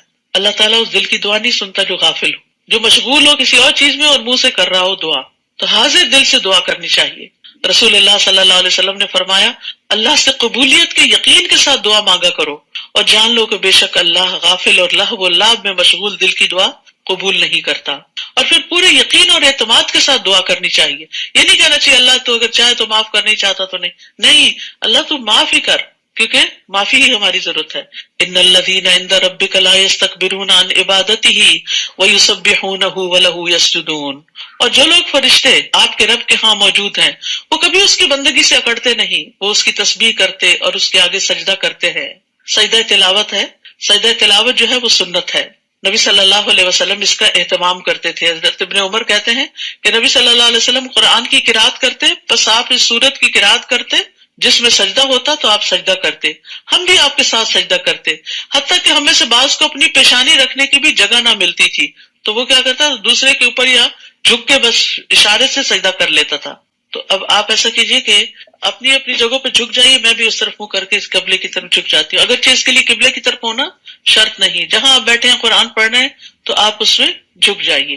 اس سجدے میں جاتے ہوئے اللہ اکبر کہتے ہیں، اٹھتے ہوئے نہیں کہتے، اور سجد وجہ للذی خلقہ وشق سمعہ والی دعا بھی پڑھ سکتے ہیں، ورنہ سبحان ربی الاعلی بھی کر سکتے ہیں 3 دفعہ، اور اس میں سلام بھی نہیں ہے، ٹھیک ہے۔ سورۃ الانفال۔ بسم اللہ الرحمن الرحیم يسألونك عن الأنفال قل الأنفال لله والرسول فاتقوا الله وأصلحوا ذات بينكم وأطيعوا الله ورسوله إن كنتم مؤمنين إنما المؤمنون الذين إذا ذكر الله وجلت قلوبهم وَإِذَا تُلِيَتْ عَلَيْهِمْ آيَاتُهُ زَادَتْهُمْ إِيمَانًا وَعَلَى رَبِّهِمْ يَتَوَكَّلُونَ۔ سورۃ الانفال جنگ بدر کے بارے میں ہے۔ انفال سے مراد غنائم ہے۔ یہ پہلی جنگ تھی جو مسلمانوں نے فی سبیل اللہ لڑی تھی، اور اس دن کو یوم الفرقان کہا گیا کیونکہ اس دن فیصلہ ہو گیا تھا کہ اب کامیاب کون ہوگا، آئندہ کون آگے بڑھے گا۔ مسلمان صرف 313 تھے جبکہ دشمن 1000 کی تعداد میں تھا۔ مسلمانوں کے پاس 1 یا 2 گھوڑے تھے، دشمنوں کے پاس 300 گھوڑے تھے۔ بظاہر کوئی تناسب نظر نہیں آتا تھا، دشمن کا پلہ بہت بھاری تھا، لیکن مسلمانوں کو بہت بڑی فتح حاصل ہوئی، اور جب فتح حاصل ہوئی مال غنیمت آیا تو آپس میں تھوڑی بہت کشمکش بھی ہوئی۔ نوجوان کہتے تھے کہ ہم نے آگے جا کے جنگ کی ہے تو ہمیں زیادہ حصہ ملنا چاہیے، بزرگ کہتے تھے ہم نے پیچھے سے تمہارا دفاع کیا ہے، ہمیں زیادہ ملنا چاہیے۔ تو ارشاد ہوا یسألونک عن الانفال قل الانفال للہ والرسول، لوگ آپ سے انفال یعنی غنائم کے بارے میں پوچھتے ہیں کہ یہ کس کا حق ہے، کیونکہ اس سے پہلے دور جاہلیت میں کوئی طریقہ نہیں تھا، جو طاقتور ہوتا تھا وہی سب کچھ لے جاتا تھا۔ آپ ان سے کہیے کہ یہ اللہ اور اس کے رسول کے لیے ہیں، ابھی اس کے بارے میں مت سوچو، کیونکہ انفال دنیا کا سمبل تھے نا، یہ تم نے اللہ کے لیے جنگ کی ہے، انفال کے لیے تو نہیں کی۔ بس تم لوگ اللہ سے ڈرتے رہو اور اپنے باہمی تعلقات درست رکھو، کیونکہ دنیا باہم جھگڑوں کا باعث بنتی ہے، یعنی بجائے اس کے کہ آپس میں کھینچا تانی کرو، انفال کو غنائم کو ایک طرف رکھو اور اپنے تعلقات اچھے کرو، کیونکہ یہ باہم جڑنا مضبوطی کی علامت ہے، اور تم مضبوط ہوگے، طاقتور ہوگے تو آئندہ دشمن کا مقابلہ کر سکو گے، اور اللہ اور اس کے رسول کی اطاعت کرو اگر تم مومن ہو۔ نبی صلی اللہ علیہ وسلم نے فرمایا ابن آدم نے کوئی ایسا عمل نہیں کیا جو نماز، آپس میں صلح کروانے اور اچھے اخلاق سے بہتر ہو۔ اللہ کی عبادت اور بندوں کے ساتھ اچھے تعلقات اور اچھا اخلاق اعلی درجات والے لوگوں کا کام ہے یہ۔ انما المؤمنون الذین اذا ذکر اللہ وجلت قلوبہم، سچے مومن تو وہ ہیں کہ جب ان کے سامنے اللہ کا ذکر کیا جائے تو ان کے دل کانپ اٹھتے ہیں، دل ہل جاتے ہیں، وہ ویسے ہی نہیں رہ جاتے، اور جب اللہ کی آیات انہیں سنائی جاتے ہیں تو ان کا ایمان بڑھ جاتا ہے اور وہ اپنے رب پر بھروسہ کرتے ہیں۔ تو ہم سب بھی اپنا جائزہ لیں کہ کیا ہمارے بھی دل کانپتے ہیں، اور کیا ہمارا بھی ایمان بڑھتا ہے، اور کیا ہمارے توکل میں اضافہ ہوتا ہے۔ الذین یقیمون الصلاۃ ومما رزقناہم ینفقون، جو نماز قائم کرتے ہیں اور جو کچھ مال و دولت ہم نے انہیں دے رکھا ہے اس میں سے خرچ کرتے ہیں، یہ ہوتے ہیں سچے مومن۔ اولئک ھم المؤمنون حقا لہم درجات عند ربہم ومغفرۃ ورزق کریم، یہی سچے مومن ہیں، ان کے لیے ان کے رب کے ہاں درجات ہیں۔ جتنا زیادہ ایمان ہوگا، جتنا زیادہ بہتر اخلاق ہوگا، اتنا ہی درجہ بلند ہوگا، بخشش ہے اور عزت کی روزی ہے۔ جیسے کہ آپ کا رب آپ کو آپ کے گھر سے یعنی جنگ بدر کے موقع پر حق کام کے لیے نکال لایا تھا، مسلمانوں کو بھی ایسا ہی نکلنا چاہیے تھا۔ حالانکہ مومنوں کا ایک گروہ اس بات کو پسند نہیں کرتا تھا، یعنی ان پہ یہ جنگ بڑی بھاری تھی، وہ آپ سے حق کے بارے میں جھگڑا کرتے تھے حالانکہ حق ظاہر ہو چکا تھا۔ ان کا حال یہ تھا جیسے وہ موت کی طرف ہانکے جا رہے ہوں اور وہ موت کو آنکھوں سے دیکھ رہے ہوں۔ اور جب اللہ نے تم سے وعدہ کیا کہ دونوں گروہوں میں سے ایک تمہارا ہوگا، دوسرا گروہ کون سا تھا؟ جو ابو سفیان کی قیادت میں مال تجارت لے کر آ رہا تھا اور اسے مدینہ کے قریب سے گزرنا تھا، تو مسلمان چاہتے تو اس کو لوٹ لیتے، اور دوسری طرف سے دوسرا گروہ جو مکہ سے آ رہا تھا لڑنے کے لیے، تم چاہتے تھے کہ غیر مسلح گروہ یعنی جس کے پاس مال و دولت ہے وہ تمہارے ہاتھ لگ جائے، ایزی وے، جبکہ اللہ یہ چاہتا تھا کہ اپنے ارشادات سے حق کو حق کر دکھائے اور کافروں کی جڑ کاٹ دے۔ یعنی تمہیں دنیا کا سامان مطلوب تھا اور اللہ کو حق کی بلندی مطلوب تھی، تاکہ اللہ حق کو حق کر دکھائے اور باطل کو مٹا دے، خواہ یہ بات مجرموں کو ناگوار ہو۔ اور جب تم اپنے رب سے فریادیں کر رہے تھے، اور خاص طور پر نبی صلی اللہ علیہ وسلم رات بھر دعائیں کرتے رہے، خوب خوب آہوزاری کی، حالانکہ آپ اللہ کے رسول تھے، آپ سے اللہ کی مدد کا وعدہ تھا، اس کے باوجود آپ کی عاجزی دیکھیے اور دعاؤں کی کثرت دیکھیے۔ تو اللہ نے تمہیں جواب میں فرمایا، میں پے در پے 1000 فرشتے تمہاری مدد کو بھیج رہا ہوں۔ اللہ کی مدد کب آتی ہے؟ جب انسان اللہ کی طرف رغبت کرتا ہے، عاجزی کرتا ہے، گڑ گڑاتا ہے، مدد مانگتا ہے۔ یہ بات اللہ نے تمہیں صرف اس لیے بتا دی کہ تم خوش ہو جاؤ کہ تم تنہا نہیں، صرف 313 نہیں، 1000 فرشتے بھی آ رہے ہیں، اور تمہارے دل مطمئن ہو جائیں، ورنہ مدد تو جب بھی ہو اللہ ہی کی طرف سے ہوتی ہے۔ یہ قانون بتا دیا گیا، وَمَن نَّصْرُ إِلَّا مِنْ عِندِ اللَّهِ، مدد ہمیشہ اللہ ہی کی طرف سے آتی ہے۔ یقیناً اللہ بڑا زبردست اور حکمت والا ہے۔ اور وہ وقت یاد کرو جب اللہ نے اپنی طرف سے تمہارا خوف دور کرنے کے لیے تم پر غنودگی طاری کر دی اور آسمان سے تم پر بارش برسا دی تاکہ تمہیں پاک کر دے، اور شیطان کی ڈالی ہوئی نجاست تم سے دور کر دے، یعنی اس کے وسوسے اور خوف دلانا، اور تمہارے دلوں کو مضبوط کر دے اور تمہارے قدم جما دے۔ جب آپ کا رب فرشتوں کو حکم دے رہا تھا کہ میں تمہارے ساتھ ہوں، لہٰذا مسلمانوں کے قدم جمائے رکھو، ان کو حوصلہ بڑھائے رکھو، میں بھی کافروں کے دل میں روب ڈال دوں گا، بس تم ان کی گردنوں اور جوڑ پر ضربے لگاؤ۔ گردنوں کے اوپر 2 ہیں، یعنی ایک تو سر اوپر ہے گردن کے، یعنی سر پھوڑو، اور دوسرا گردن کاٹ دو، اور ہر جوڑ پر ضربے لگاؤ۔ یہ اس لیے تھا کہ انہوں نے اللہ اور اس کے رسول کی مخالفت کی تھی، اور جو اللہ اور اس کے رسول کی مخالفت کرے تو اللہ تعالیٰ ایسے لوگوں کو سخت سزا دینے والا ہے۔ اور کافروں سے فرمایا، یہ عذاب تو اب چکھو، اس کے علاوہ کافروں کو دوزخ کا عذاب ہوگا، یعنی دنیا میں بھی ذلت اور آخرت میں بھی عذاب۔ یا ایھا الذین آمنوا، اے لوگوں جو ایمان لائے ہو، جب میدان جنگ میں تمہاری کافروں سے مٹ بھیڑ ہو تو کبھی پیٹ نہ پھیرنا، یعنی چونکہ تعداد میں کم تھے تو خطرہ تھا اس بات کا کہ زیادہ دشمن دیکھ کے کہیں واپس نہ دوڑنے لگے اور بھگدڑ نہ مچ جائے، تو روک دیا گیا کہ میدان جنگ سے بھاگنا کبیرہ گناہ ہے، اور جو شخص اس دن پیٹ پھیرے گا، الا یہ کہ وہ کوئی جنگی چال چل رہا ہو یا مڑ کر اپنے دستہ فوج کو ملنا چاہتا ہو، تو ایسا آدمی اللہ کے غضب میں آ گیا۔ یعنی ان وجوہات کی بنا پر اگر کوئی پیٹ پھیر کے جاتا ہے اس کا ٹھکانہ دوزخ ہوگا، اور وہ بہت بری پلٹنے کی جگہ ہے۔ استغفر اللہ، یعنی اللہ کے راہ میں نکلے ہیں، ایمان والے ہیں، صحابہ کرام ہیں، لیکن اگر تم بھی میدان جنگ سے بھاگے تو پھر یہ انجام ہے آگے۔ تو اس لیے انسان کو نیکی کے راستے پہ چلتے ہوئے استقامت اختیار کرنی چاہیے، مشکلات سے گھبرانا نہیں چاہیے، ورنہ بعض اوقات ایک شخص پیچھے ہٹتا ہے تو دوسرا اس کو دیکھ کے اور تیسرا اس کو دیکھ کے، اور بہت سے لوگوں کے دین سے پھرنے کا سبب بن جاتا ہے۔ میدان بدر میں کافروں کو تم نے قتل نہیں کیا تھا، فلم تقتلوہم ولکن اللہ قتلہم، بلکہ اللہ نے انہیں مارا تھا۔ اور جب آپ نے کافروں کی طرف ریت کی مٹھی پھینکی تھی تو وہ آپ نے نہیں بلکہ اللہ نے پھینکی تھی، اور یہ اس لیے تھا کہ اللہ تعالیٰ اپنی طرف سے مومنوں کو ایک اچھی آزمائش سے گزار دے۔ اللہ تعالیٰ یقیناً سب کچھ سننے اور جاننے والا ہے، یعنی امتحان میں بھی ڈالا اور مدد بھی ساتھ کی تاکہ امتحان میں کامیاب بھی ہو جائیں۔ کس قدر مہربان رب ہے۔ ذالکم وان اللہ موہن کید الکافرین، یہ معاملہ تو تمہارے ساتھ ہوا، اور اللہ تعالیٰ یقیناً کافروں کی تدبیر کو کمزور کرنے والا ہے۔ مکہ والو، اگر تم فیصلہ ہی چاہتے تھے تو وہ اب تمہارے پاس آ چکا، کیونکہ بدر کے دن صبح انہوں نے دعا کی تھی کہ یا اللہ جو گروہ حق پر ہے وہ کامیاب ہو جائے اور دوسرا ناکام ہو، تو تم نے خود ہی فیصلہ مانگا تھا، اب تمہاری ناکامی کی صورت میں فیصلہ تمہارے سامنے آ گیا، تو وہ اب تمہارے پاس آ چکا، اب اگر تم باز آ جاؤ۔ اب بھی نصیحت کی جا رہی ہے، پیغمبر صلی اللہ علیہ وسلم کی مخالفت سے باز آ جاؤ، انکار سے باز آ جاؤ، تو یہ تمہارے حق میں بہتر ہے، اور اگر پھر پہلے سے کام کرو گے تو ہم بھی ایسا ہی کریں گے۔ اگر پھر تم مسلمانوں کے خلاف لڑنے کے لیے چلے تو پھر تمہارے ساتھ یہی سلوک ہوگا، اور تمہاری جمعیت تمہارے کچھ کام نہ آ سکے گی، خواہ وہ کتنی ہی زیادہ ہو، اور اللہ تو یقیناً ایمان والوں کے ساتھ ہے۔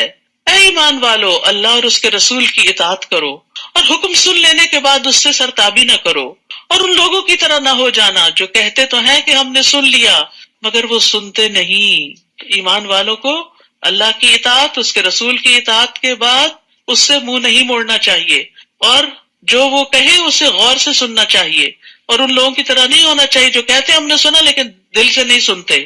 اصل میں سننے والا کون ہوتا ہے؟ جو مان لیتا ہے بات کو سن کر۔ یقیناً اللہ کے ہاں بدترین قسم کے جانور وہ بہرے گنگے لوگ ہیں جو عقل سے کچھ کام نہیں لیتے، یعنی ایسے لوگوں کو جو عقل استعمال نہیں کرتے، غور و فکر نہیں کرتے، بات سمجھتے نہیں، وہ جانوروں سے بھی بدتر ہیں۔ اگر اللہ ایسے لوگوں میں کچھ بھی بھلائی دیکھتا تو انہیں سننے کی توفیق بخش دیتا، اور اگر وہ انہیں یہ توفیق دے بھی دیتا تو بھی بے رخی کے ساتھ پیٹ پھیر جاتے۔ تو یہ اللہ کا طریقہ ہے کہ وہ زبردستی نہیں سنواتا کسی کو، اسی کو دل میں اتارتا ہے جو واقعی سننے کے لیے آتا ہے اور سننا چاہتا ہے۔ تو اللہ کا کلام سننے کے بعد انسان کا رویہ یا تو اطاعت کا ہوتا ہے یا غفلت کا ہوتا ہے۔ ضروری نہیں کہ ہر شخص اس علم پر عمل بھی کرے، تو اصل میں بھلائی اسی کے اندر ہے جو غور و فکر کرے اللہ کی آیات میں اور پھر عمل میں ڈھال لے ان کو۔ یا ایھا الذین آمنو، اے ایمان والو، اللہ اور اس کے رسول کا حکم مانو جبکہ رسول تمہیں ایسی چیز کی طرف بلائے جو تمہارے لیے زندگی بخش ہو، یعنی اللہ تعالیٰ کے احکامات زندگی دینے والے ہیں، اور یہ جان لو کہ اللہ تعالیٰ آدمی اور اس کے دل کے درمیان حائل ہو جاتا ہے، یعنی اس کو سب پتہ چل جاتا ہے جو دل سے وسوسے اٹھتے ہیں، اور اسی کے حضور تم جمع کیے جاؤ گے۔ وَاتَّقُوا فِتْنَةً لَا تُصِيبَنَّ الَّذِينَ ظَلَمُوا مِنكُمْ خَاصَّةً، اور اس مصیبت سے بچ جاؤ جو صرف انہی لوگوں کے لیے مخصوص نہ ہوگی جنہوں نے تم میں سے ظلم کیا ہوگا، اور جان لو کہ اللہ تعالیٰ سخت سزا دینے والا ہے۔ یعنی منکر کو روکنا چاہیے، ورنہ فتنہ سبھی کو اپنی لپیٹ میں لے لیتا ہے، صرف ظلم کرنے والوں کو ہی نہیں بلکہ جو نہ روکے ان کو بھی۔ اور وہ وقت یاد کرو جب تم تھوڑے سے تھے، زمین میں کمزور سمجھے جاتے تھے، یعنی مکہ والے دن یاد کرو، اور تمہیں یہ خطرہ لگا رہتا تھا کہ لوگ تمہیں کہیں اچک کر نہ لے جائیں، پھر اللہ نے تمہیں جائے پناہ مہیا کی، مدینہ کی جگہ دی، اور اپنی مدد سے تمہیں مضبوط کیا، اور کھانے کو پاکیزہ چیزیں دی تاکہ تم شکر گزار بنو۔ یعنی جب اللہ نے تم پر اتنی نعمتیں کی تو تم بھی اللہ کی اطاعت میں آگے بڑھو۔ اے ایمان والو، دیدہ و دانستہ جان بوجھ کر اللہ اور رسول سے خیانت نہ کرو، اور نہ ہی تم آپس کی امانتوں میں خیانت کرو، کیونکہ لا دین لمن لا امانت لہ، اس کا کوئی دین ہی نہیں جس کے اندر امانت کا پاس نہیں۔ وَاعْلَمُوا أَنَّمَا أَمْوَالُكُمْ وَأَوْلَادُكُمْ فِتْنَةٌ وَأَنَّ اللَّهَ عِندَهُ أَجْرٌ عَظِيمٌ، اور جان لو کہ تمہارے مال اور تمہاری اولاد تمہارے لیے آزمائش ہیں، کیونکہ ان کی محبت میں گرفتار ہو کر انسان اللہ کی اطاعت سے غفلت اختیار کرتا ہے اور اللہ کے راستے میں نکلنے سے کتراتا ہے، اور اللہ کے ہاں اجر دینے کو بہت کچھ ہے۔ مال اور اولاد نعمت بھی ہیں لیکن فتنہ بھی ہیں۔ کب نعمت ہے؟ جب انسان انہیں اللہ کی اطاعت میں لگاتا ہے، اور فتنہ کب ہے؟ جب یہ اللہ کا شکر ادا کرنا بھلا دیتے ہیں یا اپنے میں ہی مشغول کر لیتے ہیں۔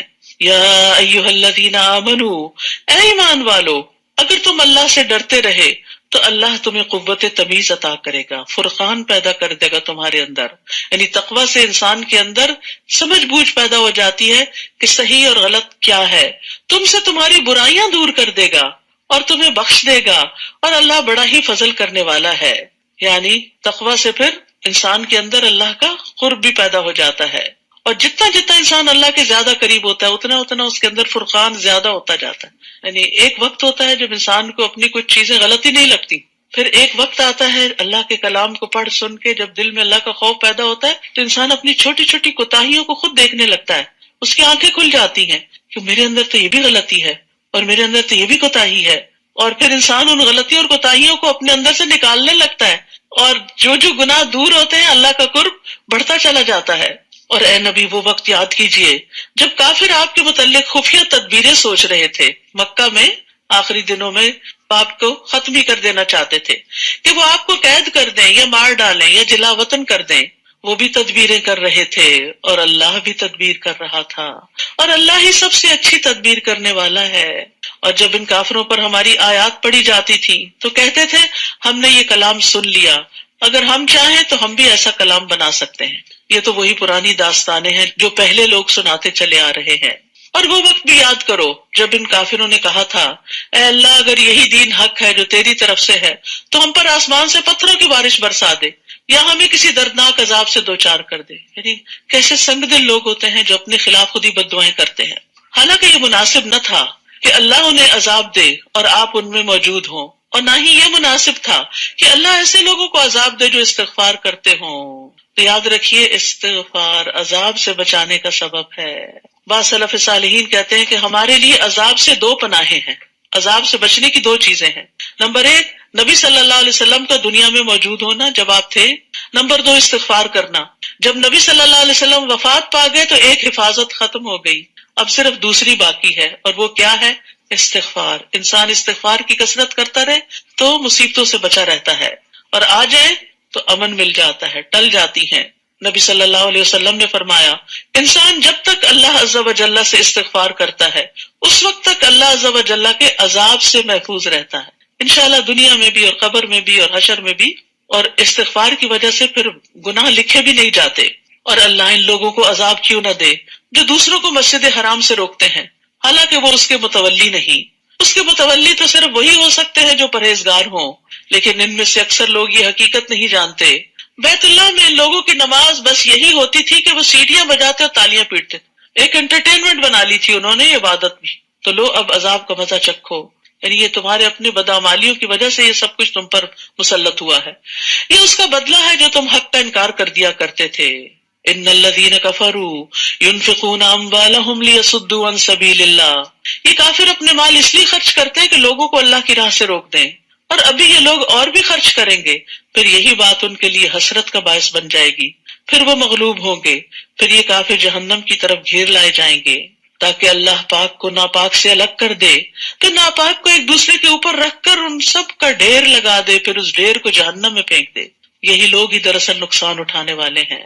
اے نبی صلی اللہ علیہ وسلم ان کافروں سے کہیے اگر اب بھی وہ باز آ جائیں تو ان کے پچھلے گناہ معاف کر دیے جائیں گے۔ سبحان اللہ، ساری مخالفتیں اور نبی صلی اللہ علیہ وسلم اور صحابہ کو دی جانے والی اذیتیں اور پھر جنگ مسلط کرنا، یہ سب معاف ہو جائے گا اگر تم اب بھی ایمان لے آؤ، اور اگر پہلے سے کام ہی کرتے رہے تو گزشتہ قوموں میں جو سنت الہی جاری رہی وہی ان کا حال بھی ہوگا۔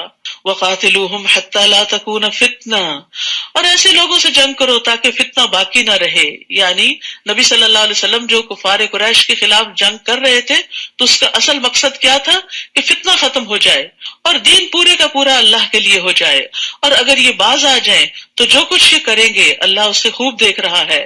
وَإِن تَوَلَّوْا فَاعْلَمُوا أَنَّ اللَّهَ مَوْلَاكُمْ نِعْمَ الْمَوْلَى وَنِعْمَ النَّصِيرُ، اور اگر وہ نہ مانے تو جان لو کہ اللہ تمہارا سرپرست ہے جو بہت اچھا سرپرست ہے، بہت اچھا مددگار ہے۔ یعنی انہیں دعوت دی جا رہی ہے کہ باز آ جاؤ، اور اگر باز نہیں آئے تو پھر مومنوں کا مولا تو اللہ ہے مگر تمہاری شامت آ جائے گی۔ تو اللہ سبحانہ وتعالی ہمیں ہمیشہ اپنے عذاب سے محفوظ رکھے اور ہمارا مولا رہے۔ ربنا تقبل منا انك انت السميع العليم وتب علينا انك انت التواب الرحيم وصلی اللہ تعالی علی خیر خلقہ محمد وعلی آلہ واصحابہ واہل بیتہ اجمعین برحمتک یا ارحم الراحمین۔ السلام علیکم ورحمۃ اللہ وبرکاتہ۔